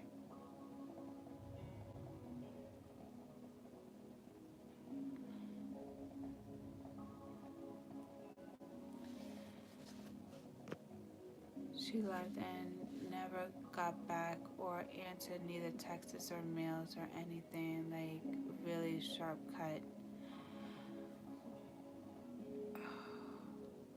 She never got back to you. Um,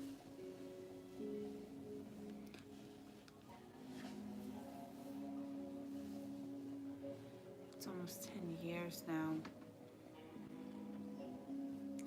I don't know why I'm getting that the reason why that there's no communication, or there was a blockage of communication, or there still remains, is because there's something that either she doesn't want exposed to you, or she's trying to hide you from the truth, or something that she just, like, she definitely ghosted you. She did not want you to see something or come to know of something.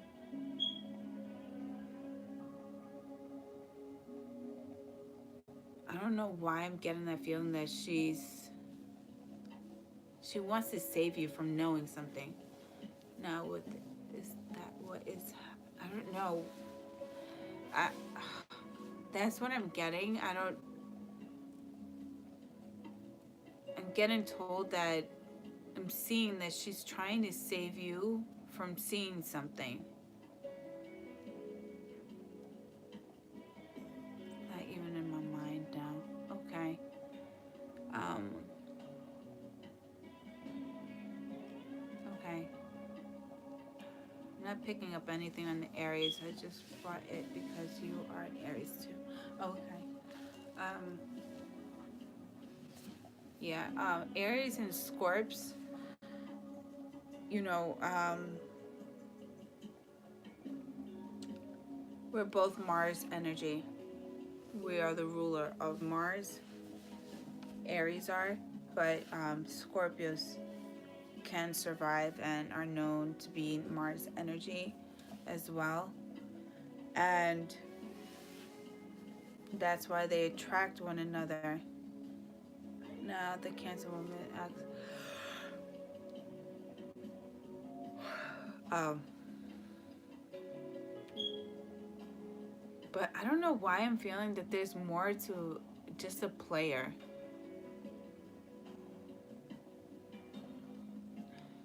I don't know why I'm. And as I exposed her, she had the police harass me and shit. Wow.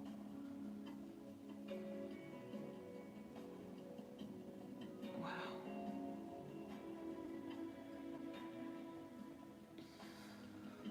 Man, I'm sorry. That's fine. You had to leave your place?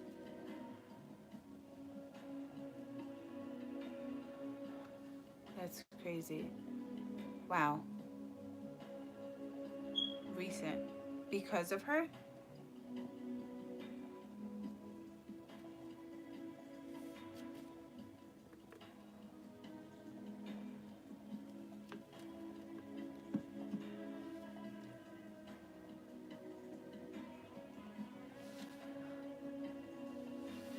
To apologize.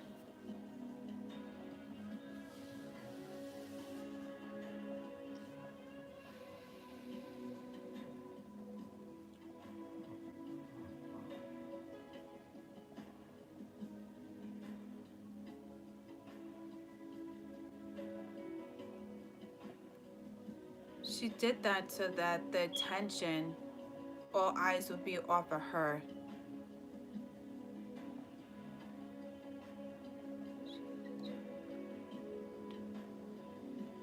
Yeah, but I feel like the reason why she took that route is because she wanted all attention and all eyes to be off of her and onto you.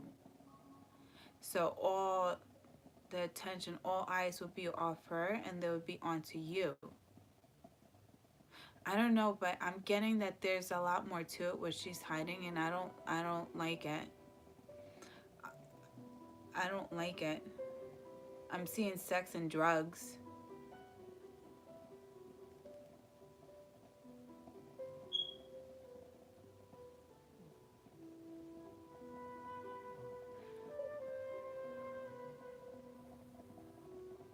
Massaging tables.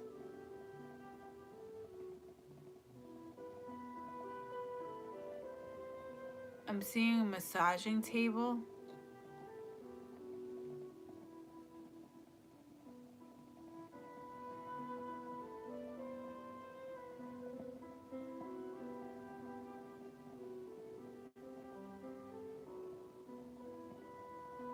Was she raped when she was younger? Oh, I'm sorry. That's deep. I'm sorry. I know that's really personal. I'm so sorry.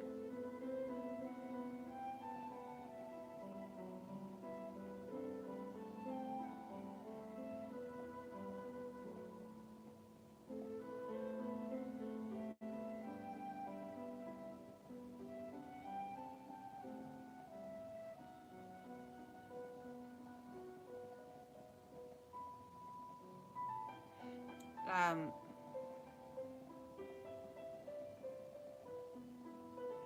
I don't know. I'm feeling that there's a strong something to do with like a male authority figure, father figure, possibly even within siblings.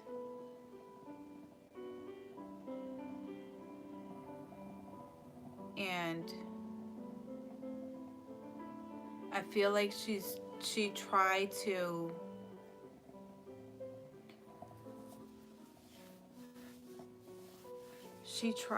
communicate. She's she tried to tell someone, and this has been going on for quite some time. It's like this person treated her so bad that there was no love, and that the only time this person gave her any attention is when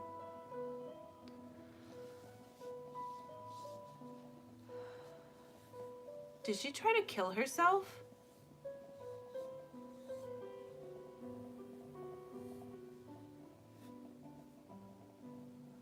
Ooh.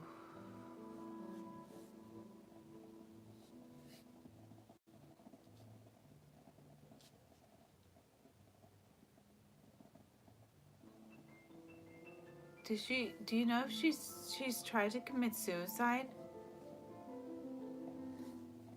Because I'm seeing and I'm feeling someone cutting their arms, cutting their veins.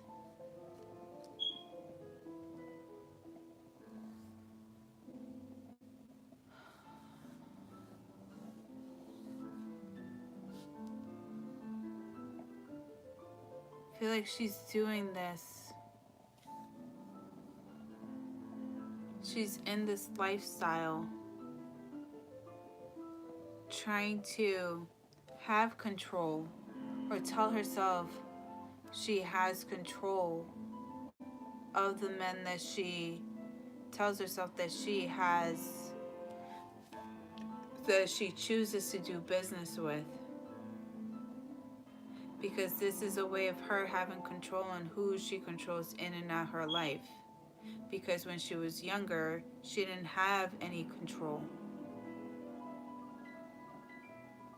It's like her right was taken away, her innocence was taken away, and she has a hard time of trusting people or having healthy established relationships. It's like she's tainted, she's black as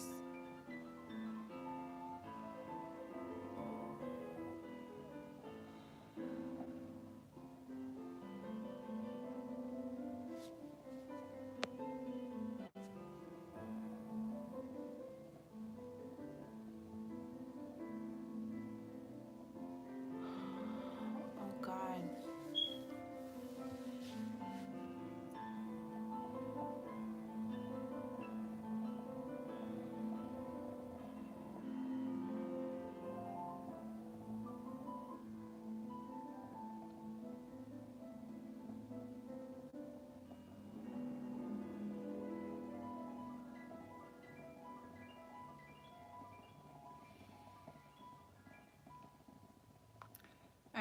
I know that there's a sense of love and care, and there's a strong tie to you. And I feel like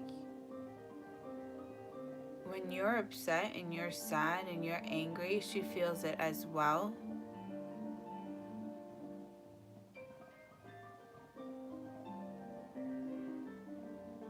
Yeah, but in reality, she's trying to take all eyes off of her. If anything, like I feel like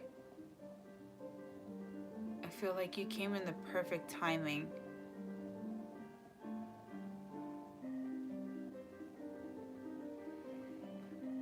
The only advice I can give you is just you can love this person. Yeah, you can love this person, but from a distance. Wish her well from a distance. Pray for her from a distance. Keep your distance, please. Because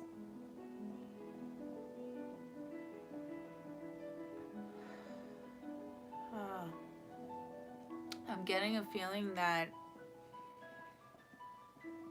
she's gonna. The way that she gets her tower moment, the way she actually wakes up and seeks change,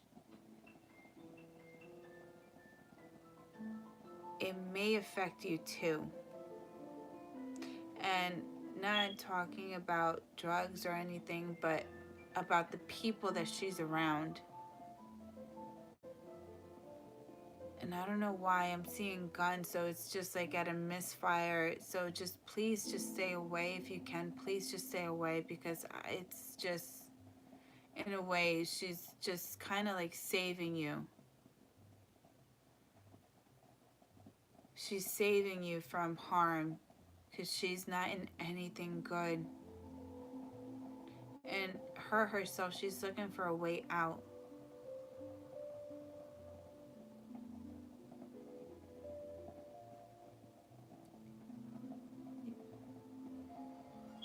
You may not agree with her way out, or you may not be proud of her way out, whatever her way out is.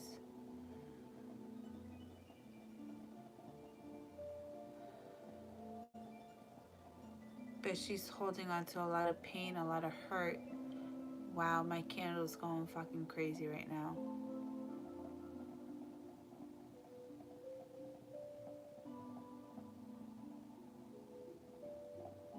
If I can vote. Listen, I feel like it is the best thing that you don't. Like, I feel like distance, praying for her at a distance, and loving her from a distance is the best thing you can do.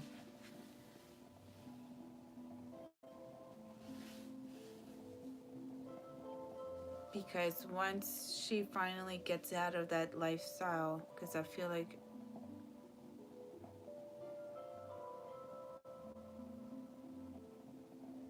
she's gonna relive her past again.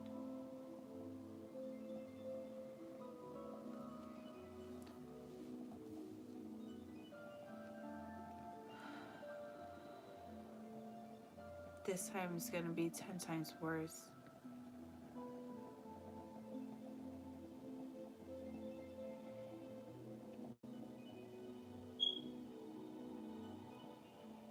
No, definitely she's gonna relive her past.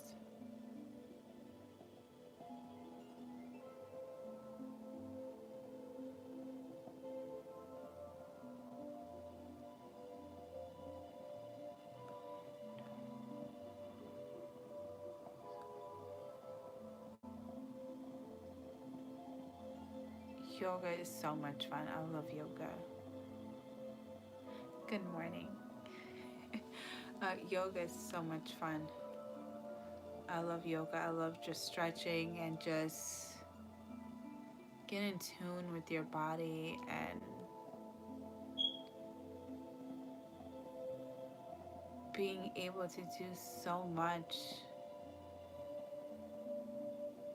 with such a calm mind, body, and soul. It's just, you're able to control your body to do certain things that you yourself never imagined, you know? And Nia, you know, I don't know why I need to tell you this. Amethyst, please have amethyst underneath your pillow. Carry it in your pocket.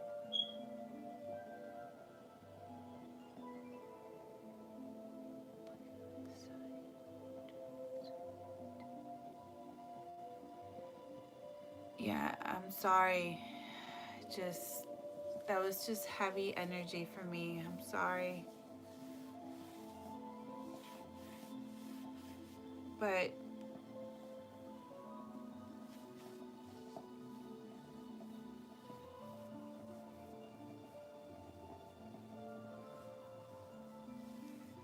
yeah, I feel like pray for her from a distance, and pray pray for her for a distance. And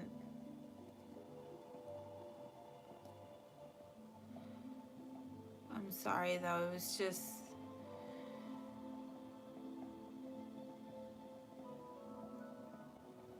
I don't like looking too deep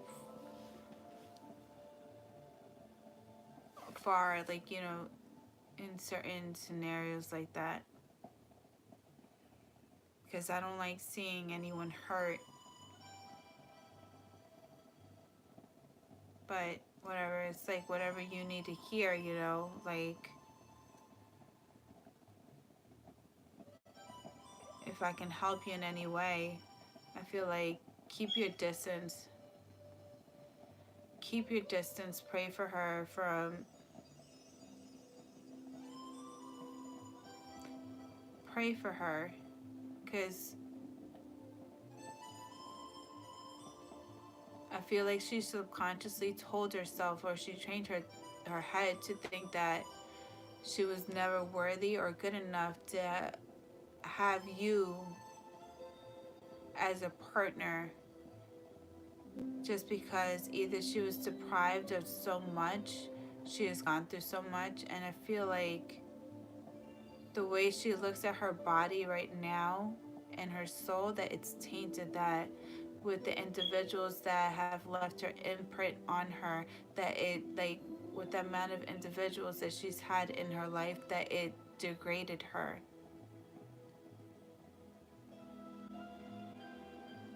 It's degraded her to a point that she sees her as, she sees a rock worth more than what she is.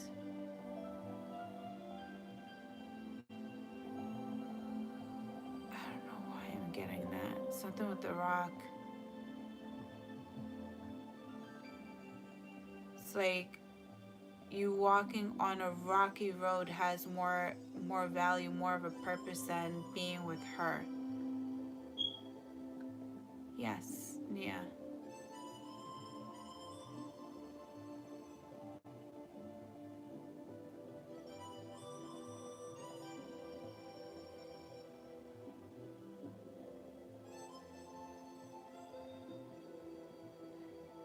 That's what she tells you, but she sees it, she feels it all.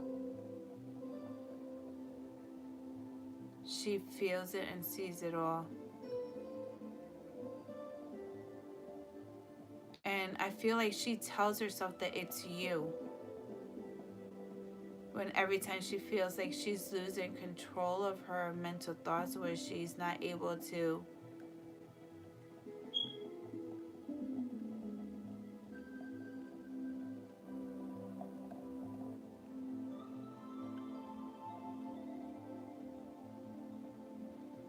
I don't know. And I don't know why I'm getting, I know that's what I feel, this energy is just like I am linked to her in a special way.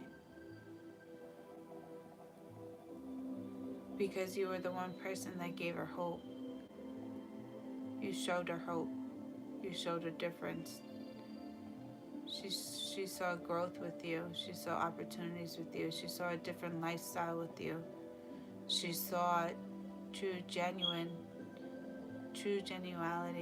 in you. She saw a future with you, and you gave her hope. And I feel like by her being with you, holding on to hope affected her finances.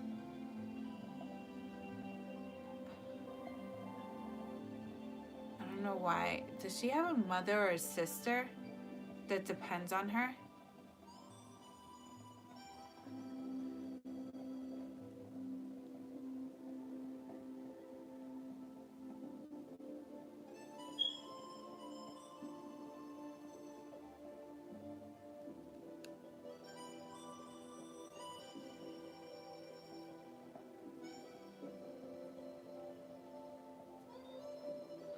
I don't know why I'm getting that when she was with you, or when, there was a relationship established, or whatever relationship you guys had, I feel like it was taking her.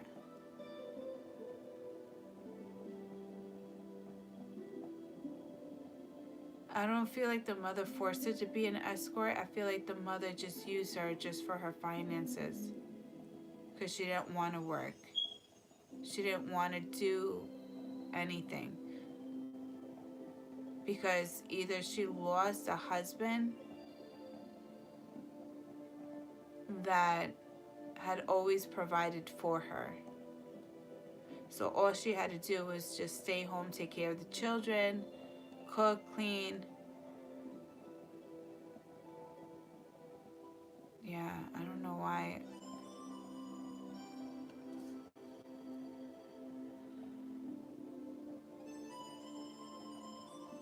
I don't know, just please stay away from this person though.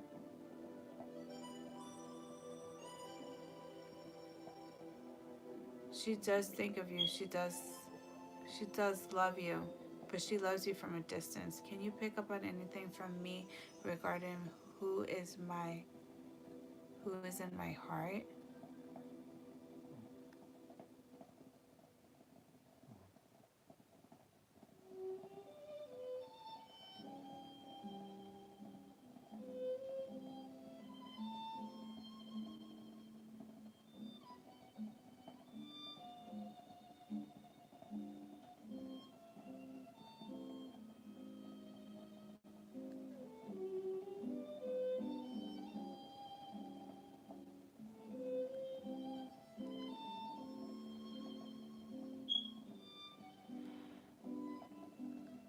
What I'm getting for you, Nia, whoever's in your heart, is I'm seeing someone who's wearing a mask. Someone who's not being truthful. I'm seeing a white mask, lack of facial expressions, but just tinted eyes, dark tinted eyes. And I'm feeling that someone is not saying who they truly are, or they're putting on this persona like a manipulator. Someone who tells you one thing, but their true intentions are another.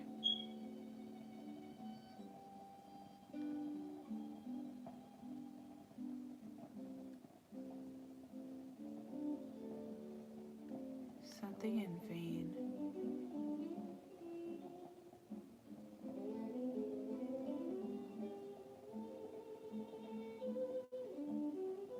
Vain. In vain. What does in vain? Does this person have any addictions? Or is just possibly in the medical field, or trying to get in the medical field? Vain and vain.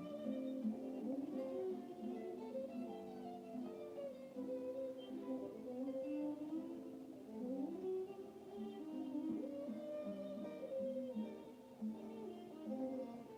Vain.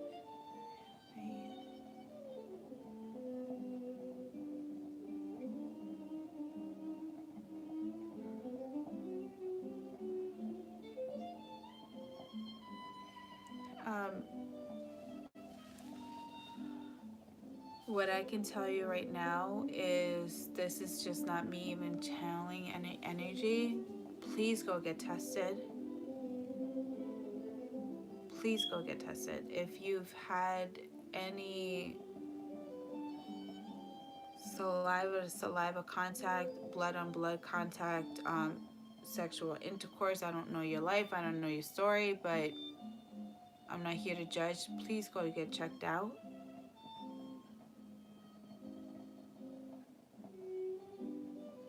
Seeing hepatitis C. So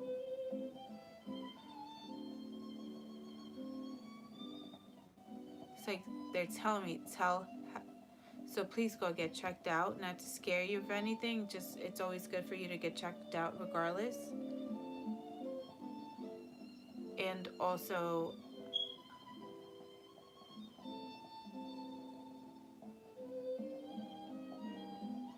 does this person have cuts?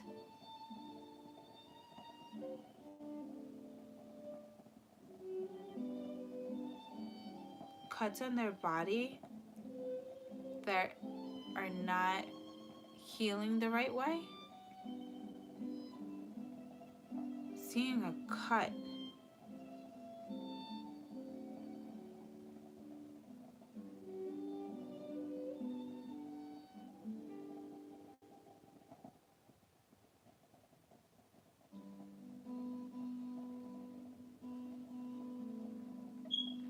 I don't know why I'm getting feeling mental health. Mental health. Mental health. I feel like this person's they're coping with their issues, something with mental health.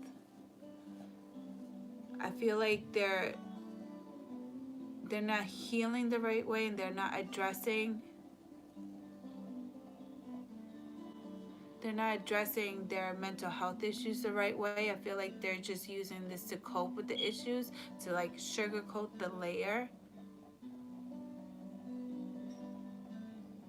But this person definitely needs to be in contact with a psychiatrist.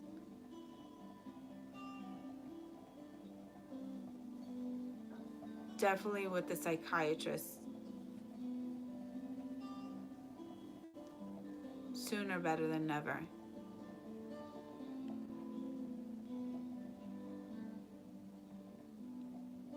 And does this person have a like issues of remembering certain things? Like their memory is affected? Wow, my candle's going crazy again.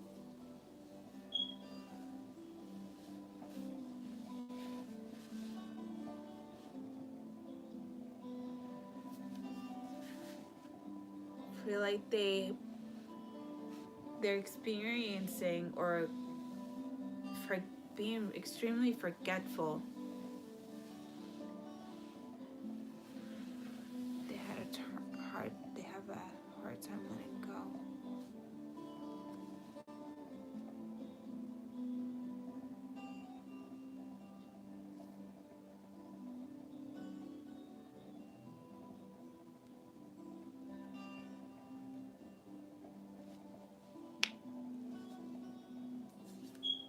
They honestly, truly love you, but,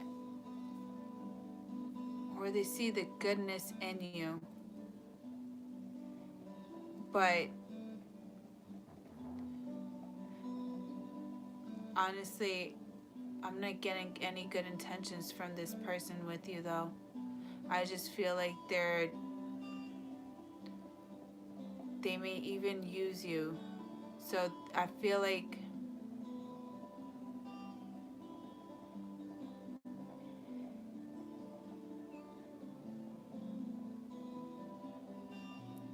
they're I don't know, I feel like they're gonna use you. This person's gonna use you, and it's like I feel like this person's like an energy vampire. It's like they're feeding off of your energy.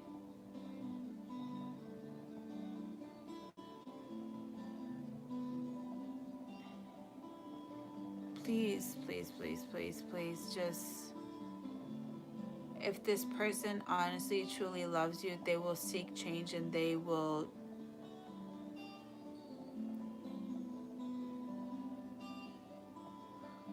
if this person honestly truly did love you, they will seek change, and they would want to do things the right way.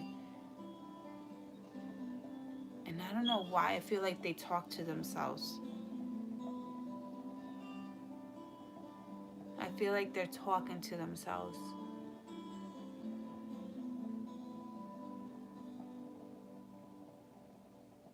Did this person ever play with the Ouija board?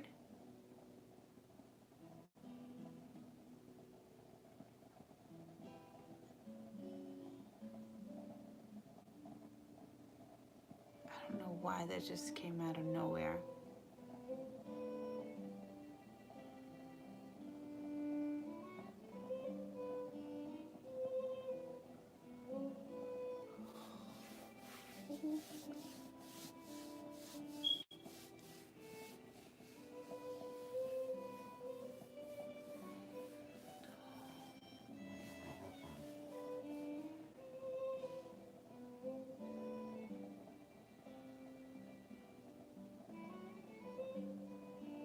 Did this person ever, do you know if this person, or have you ever participated with them with doing any seance?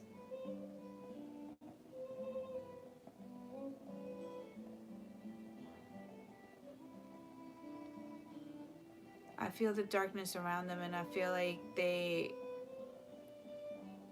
opened a portal that they have no control of, and they're not very well aware of. They definitely opened a portal that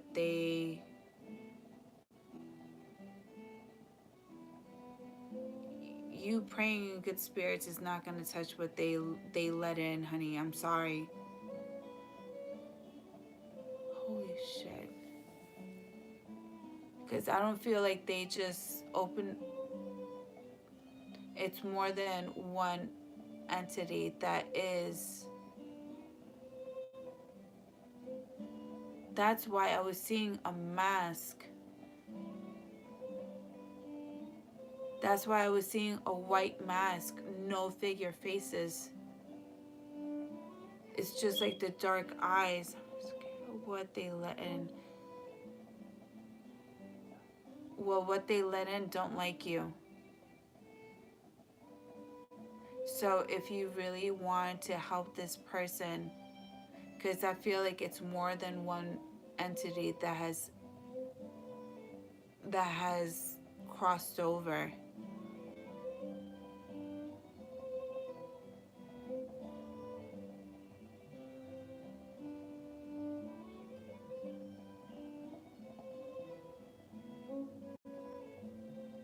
So what I can tell you is,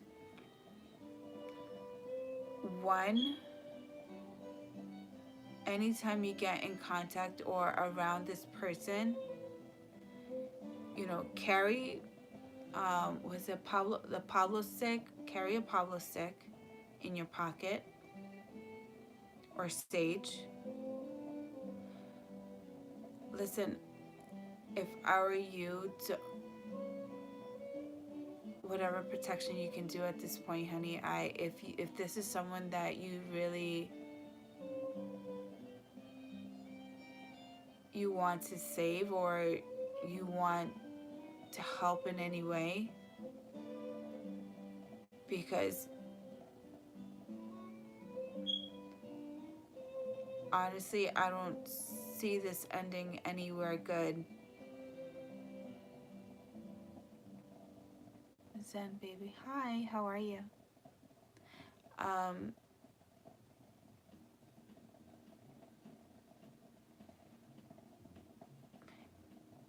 First, what I'm seeing,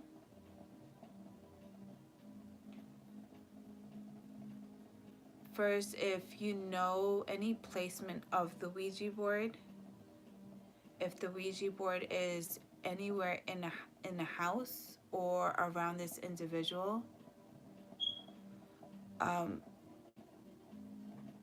immediately take it out without them knowing. But if I don't know how far they've been in this energy, so feeling like someone may get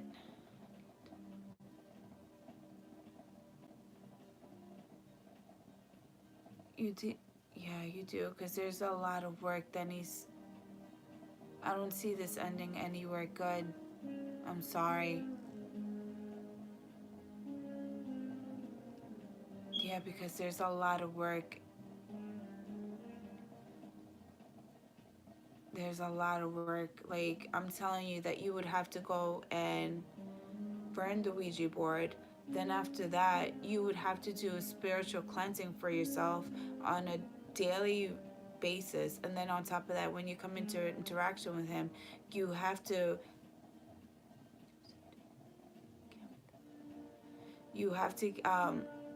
get the house blessed, cleansed. You have to seek a medium to, and it's not just any medium. I'm being told to tell you to look for a specific medium that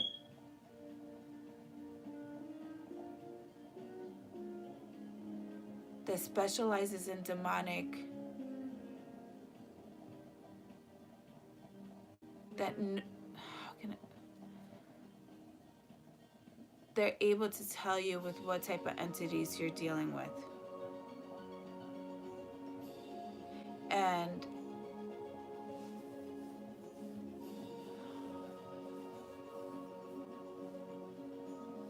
there's a lot of work. I'm seeing salt at every window case, possibly even putting down certain mirrors, because that's an entryway of other portals being opened.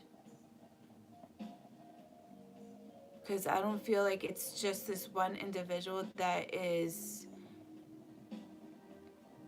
being harmed or consumed by this energy.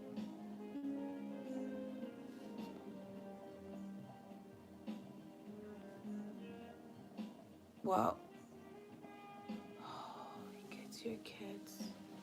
Are your kids empathic, or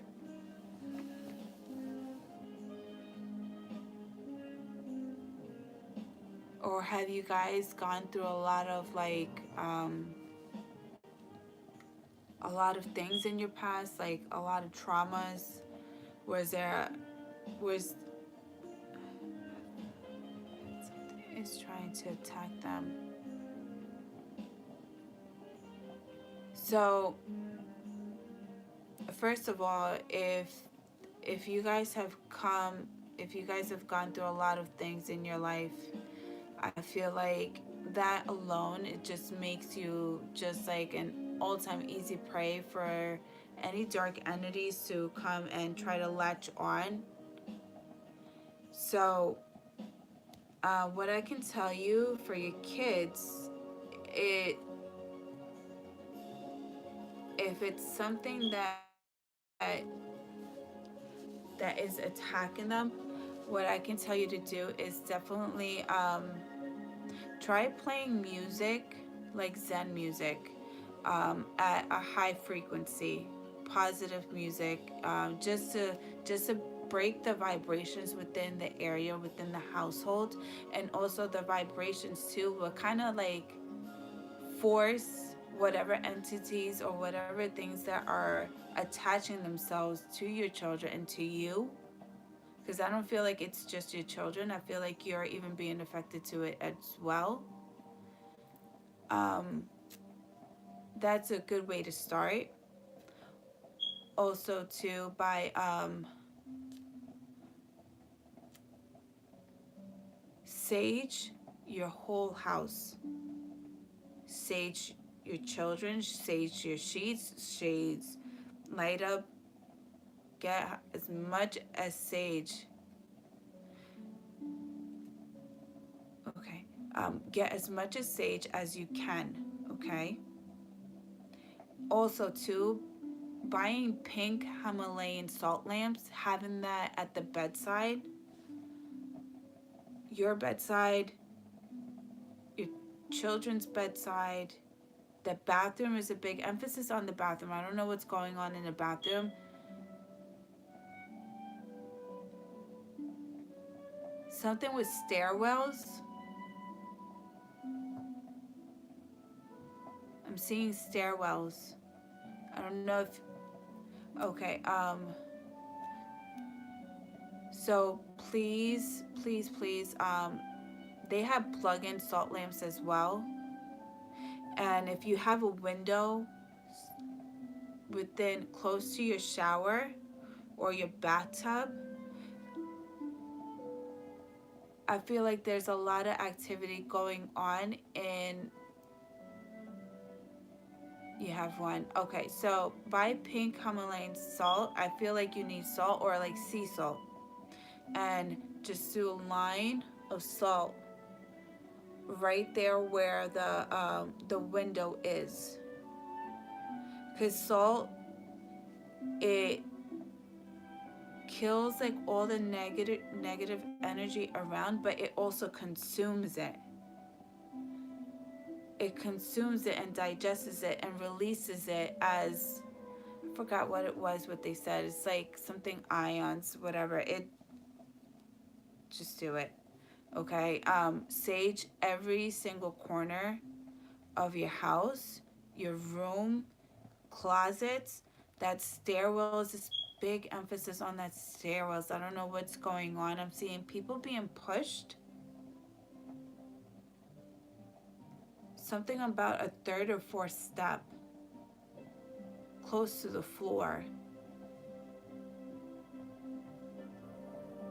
So please, please, please, please, please,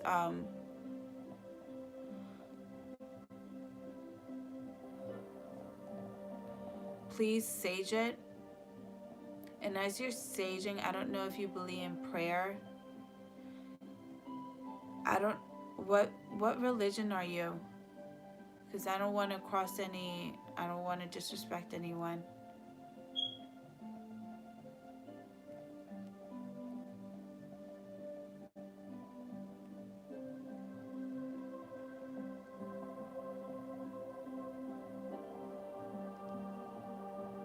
Non-religious faith.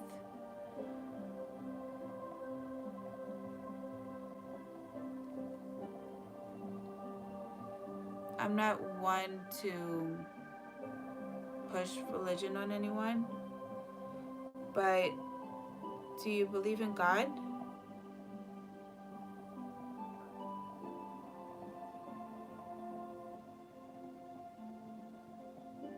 And the universe, okay. You do believe in God, okay. Do you believe, or are you comfortable with going to a Catholic church?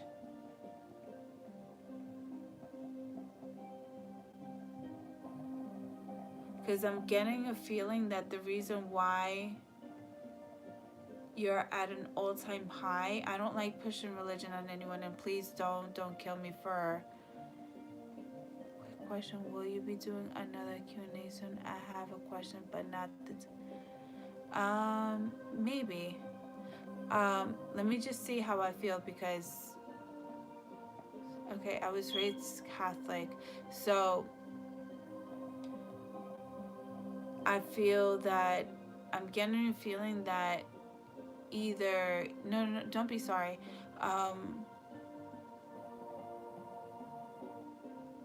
Someone was not baptized. Who was not baptized? Or are all your children not baptized?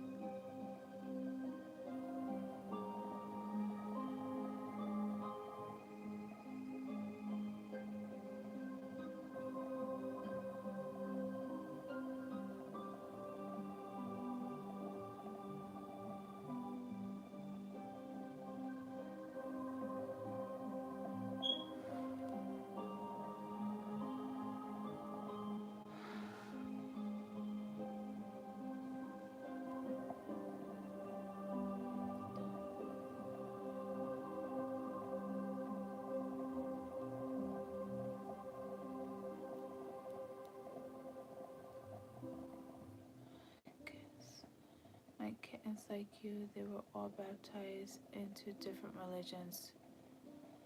Um, Whatever you do, I feel like I feel compelled to tell you this. Please take them to a Catholic church and please get them baptized. Changed churches a lot to when I. So please get them to a Catholic church and please talk to a priest.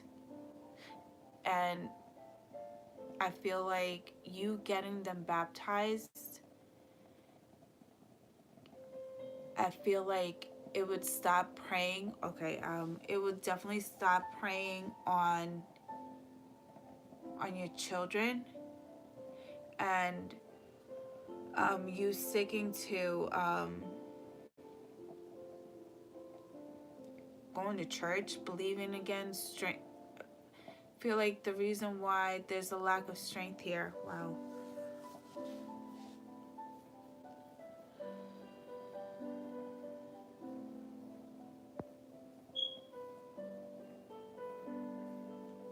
Is anyone is anyone's hair being pulled out or pulled on or poked on?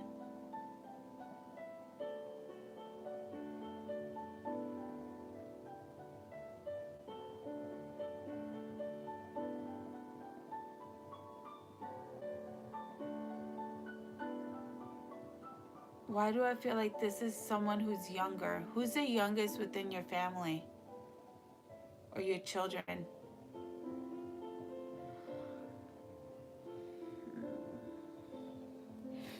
Um, Keep her next to your bedside.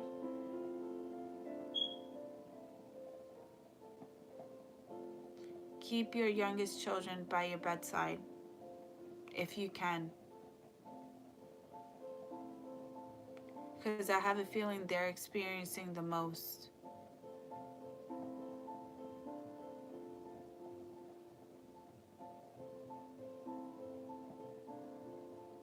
Also, too, another good thing too is to as soon as you're cleansing your house too, you're gonna need a lot of work here. Um, my younger daughter picks on energy. Honestly, I feel like at this point she has no other option but to, because it's bothering her, whether you're aware of it or not. I feel like it's more than just picking up. I'm feeling someone pulling someone's hair, someone saying certain things to their when they're sleeping. So also too, try to encourage. Well, don't even at this point. I wouldn't even encourage. I would just tell my children to do this. Boil some sage, because sometimes sage they has like those thick leaves, those thick stems. Boil that up. I don't know if you have a bathtub within your home, but buying salt and what's this other selenite, put some selenite crystals in there. That's what I was going to tell you. If you can, I don't know if there's I don't know if you have a selenite, if you could buy a selenite crystal, a black tourmaline. And I don't know if you have a rug underneath these steps, but something needs to interfere with that walkway. So if you could just sneak in like a black tourmaline or a selenite crystal, but do this after you definitely need to get in contact with the priest. Because I just, honestly, I feel like this, whatever is leeching onto you, like I can see it. It's just a clear white figure that's just like right here. It's just right there, and I don't even want to look up because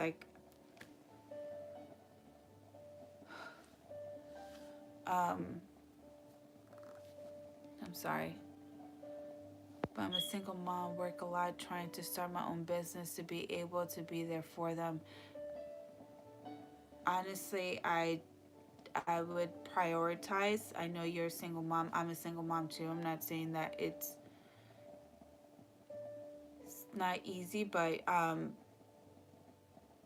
phone call, even a phone call, if you can, try scheduling something. Try to just try. Listen, a little effort, a little bit goes a long way.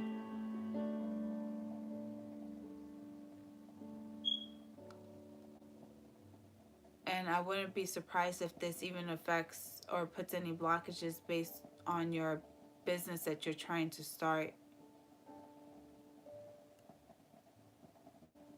Sorry to ask you because I didn't want to pick up on the energy around. I'm so sorry.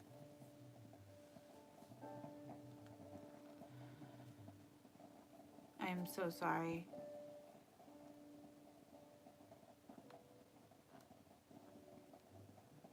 And that's why I was kind of hesitant too.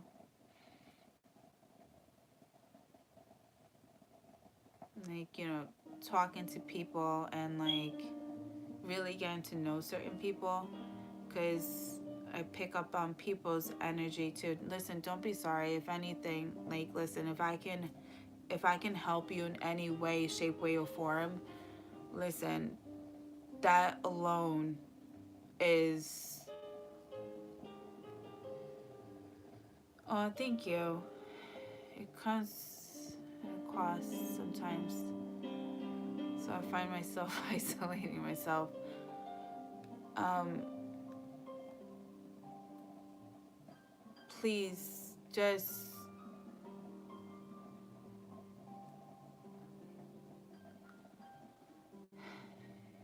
Uh, um, just if you can, just please just take care of your home base. Yeah, please, definitely. Just because honestly, if you don't take care of this, it's just gonna grow and it will get worse. You should see me at Walmart picking up on energies. Yeah, trust me, that's why I just do online shopping now. That's literally, I do online shopping. If I have to go out, it's just for groceries. Just for groceries. It's and like me immediately, like, since I was young, I would always. Hi, Mickey. So definitely, Tunia, do the salt baths. Add some crystals in there if you have to, and if you can, try to get as many people as you can, and do this on a daily basis. Please make this like your religious. And this is what, I don't know if this will help you. Hold on. I didn't want to pick my wedgie. Oh, I have blessed sage. Get something similar to this, and you can spray this on your bed sheets. You can spray this on your clothes. Can you stay emotionally stable with so much shit around? I block it. I have been to the U.S. How is it?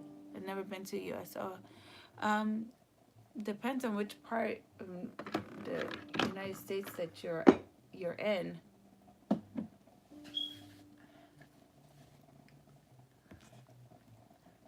And honestly, I surround myself around, you know, positive people. My family, we're all very empathic, so burn sage as much as possible. Didn't know that there was a spray. Yes, listen, spray, but it's not just the sage that you need to, honey. And if you can too, just like even throwing salt on the floor. I have pink Himalayan salt and organic sea salt. And before I moved into my apartment, I threw a bunch of salt on the floor. Just right after I finished cleaning the whole apartment, before I even moved in, I saged all the corners. I put salt at every window. I had black tourmaline at the entrance. Is getting banned from a stream from saying boners are natural. What? Reasonable to...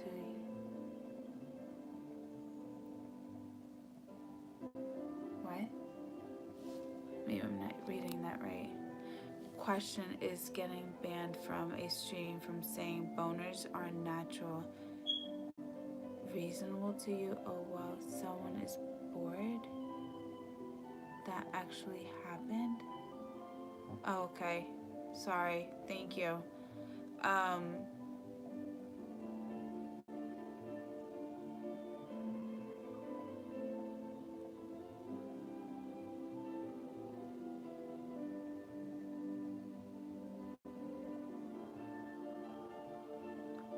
Mickey, honestly, I feel like there's a time and place for certain things. And that just shows your... Well, listen, if you want to waste your time, listen, that's time that you can't get back.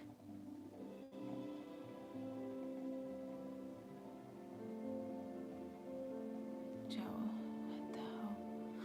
But, anyway, just leave like black tourmaline too at your doorstep. I have one underneath my rug. Yeah, no, I won't. I have one right underneath my rug, and it was like it's like an angel. I forgot what it is. To get back to you on it, but we have one at the front entrance of the driveway of our house. And what was the name of the plant?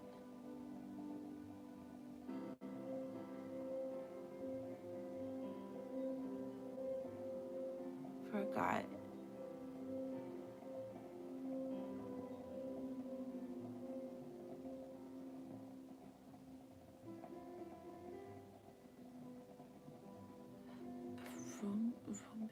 Roomby. All right, so there's this page, House of Hoodoo. I've purchased some candles myself from her.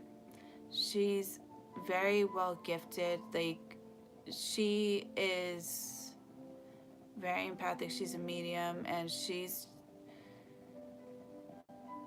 very gifted. Like, she's just like, her work, her candles, it's beautiful. It's beautiful. And I'm gonna actually show you one that I finished burning, like it was like sometime last week, and I saved it just because her artwork is just phenomenal.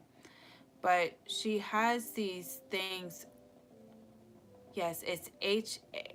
Hold on, it's gonna kill me. Hold on. Get it for you.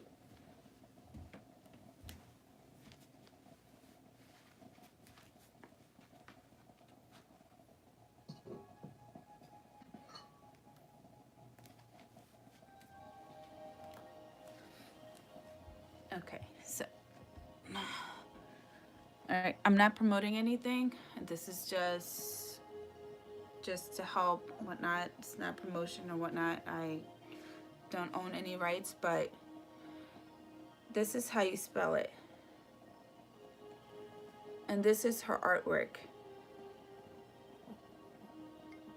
And beautiful candles, but she does a lot of spiritual work as well. So she has,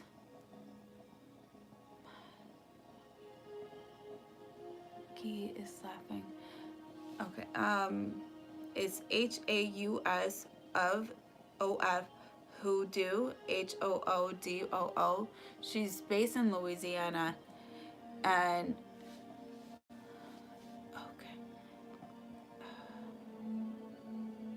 I can't see the troll.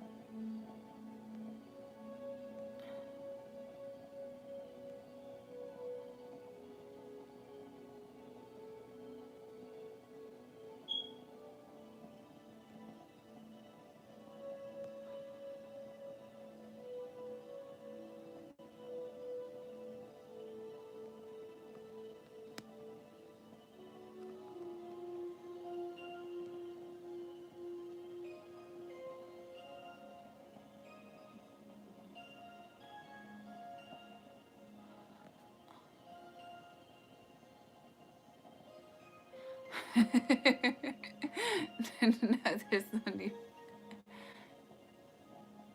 Yes, get amethyst, but Nia, if I miss you by this, definitely try to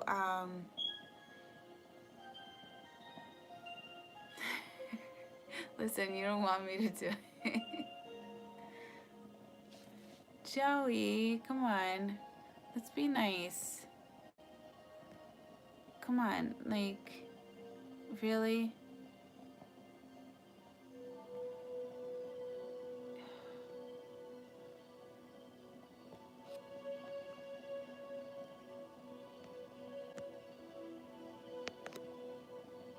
Come on, like.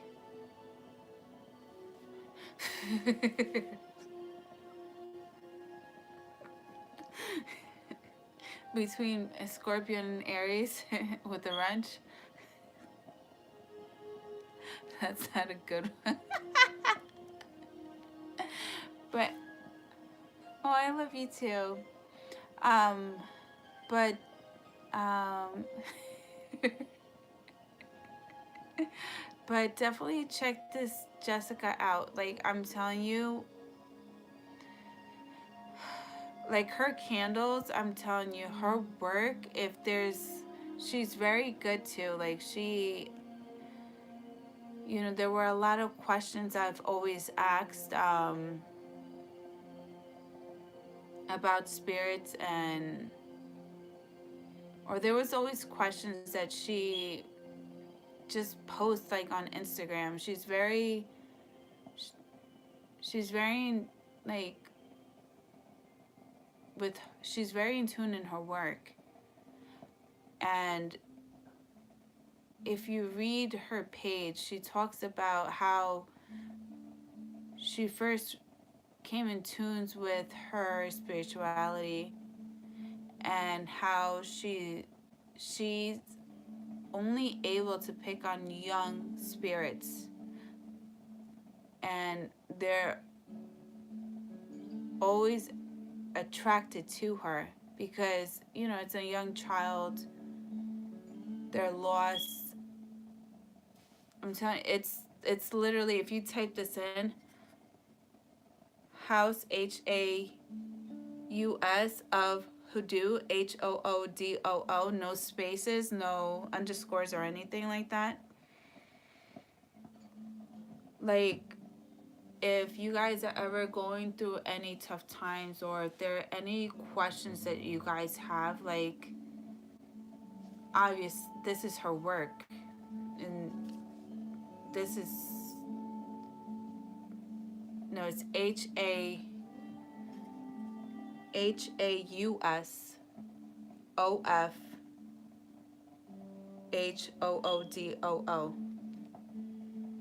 I don't know if you guys can see that.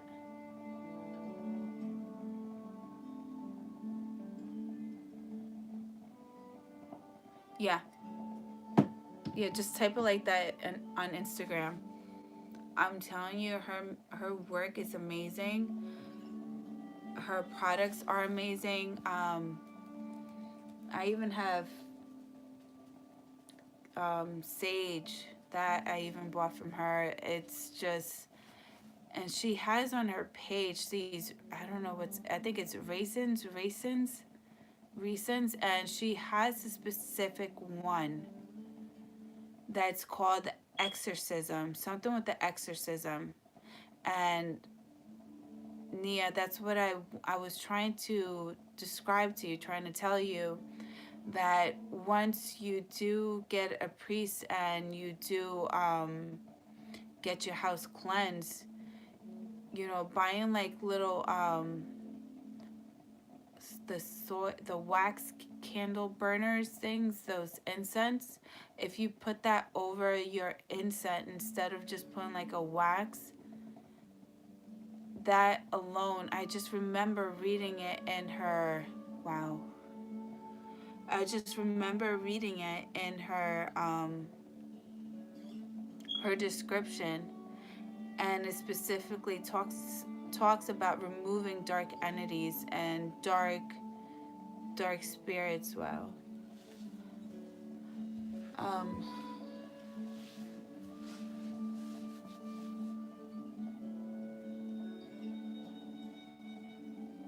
was that about to go outside and get amethyst when you called me?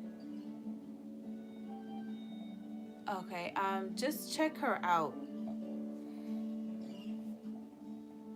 It's Haus of Hoodoo, and she has this. I think it's called. I may be pronouncing it wrong, but it's called raisins or something of that some sort. It's black and red. They look like little rocks and whatnot. But if you got her, yes, I'm telling you, that woman, she is very in touch with house, and but in between the house and the hoodoo is of. I'm telling you, her work, exactly, just like how Douglas wrote it. Her work, and the thing I love about her work too is that she educates as well. So,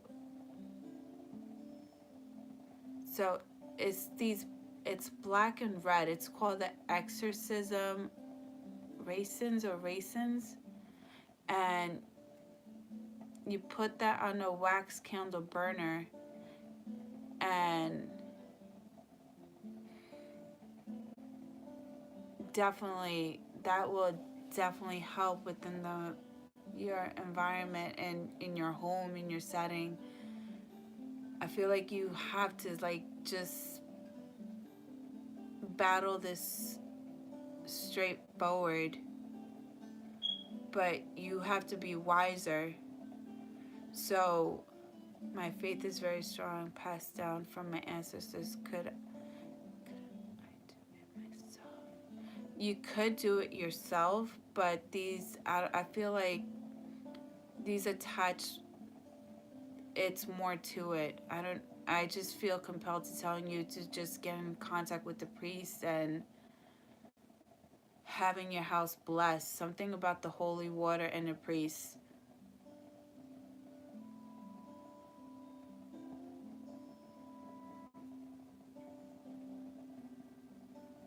Yeah, if I were you, listen, you have children, you know, you have children.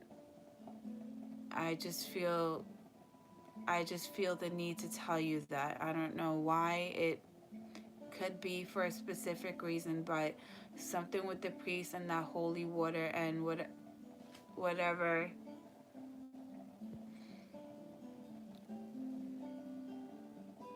I just feel like you need that. It's like you have to. So just get yourself together. Nothing can run you over. My backyard meets a cemetery.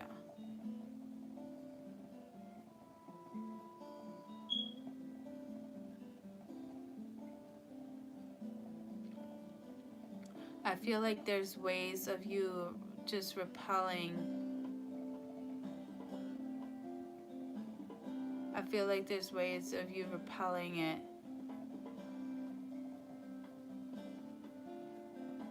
Just repelling certain entities from getting into your home or around your home. To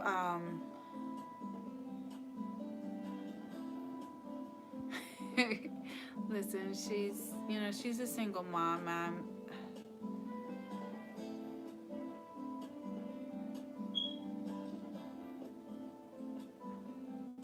Something good. I don't know. Listen, it's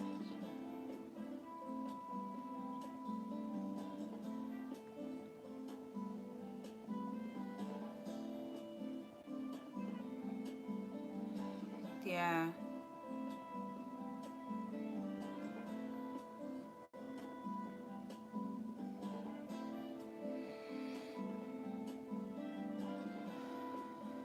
No, I'm beginning to like you very much, but please, yeah, you really need a change. And if I were you too, do your research on your house. It's only one I communicate with. Because he opens up a doorway of communication.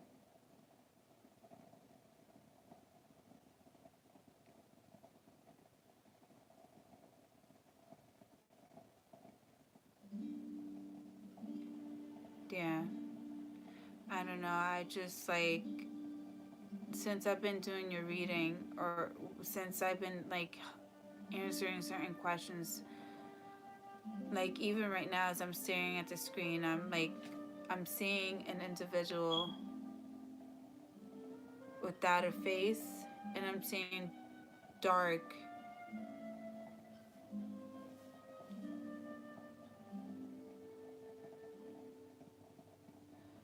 I don't know. It's just like,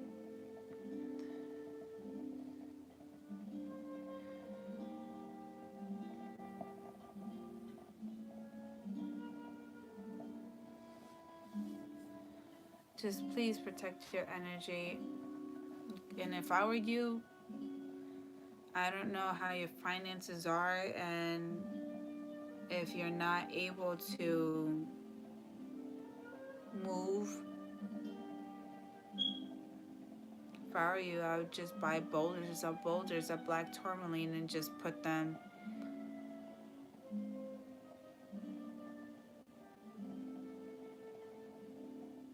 boulders of black tourmaline and just leave them in your backyard. Make sure all corners are covered.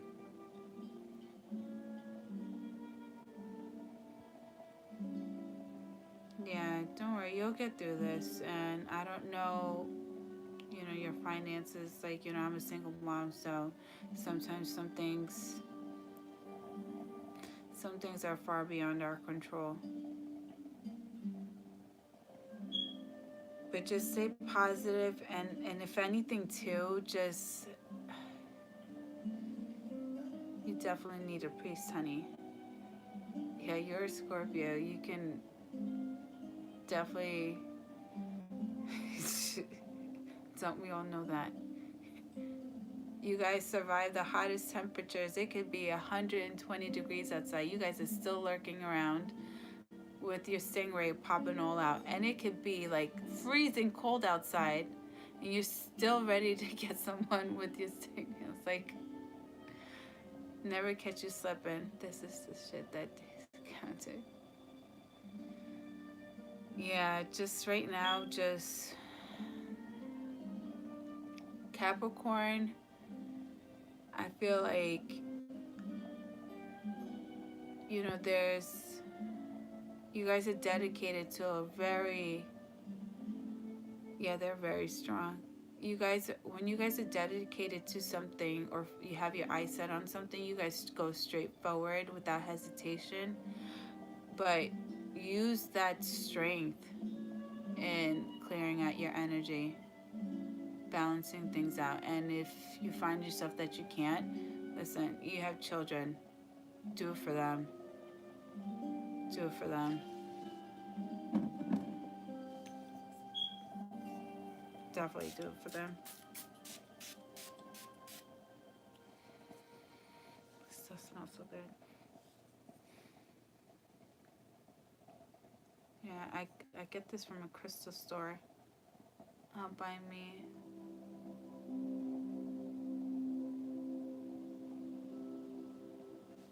What was it? Oh, I can never say that. Eucalyptus, something like that. That's what I was gonna try to tell you to put in your salt baths with the sage.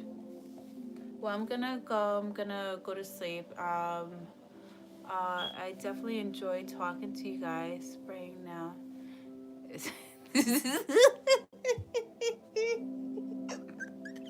Yeah. My dog even woke up from the dead.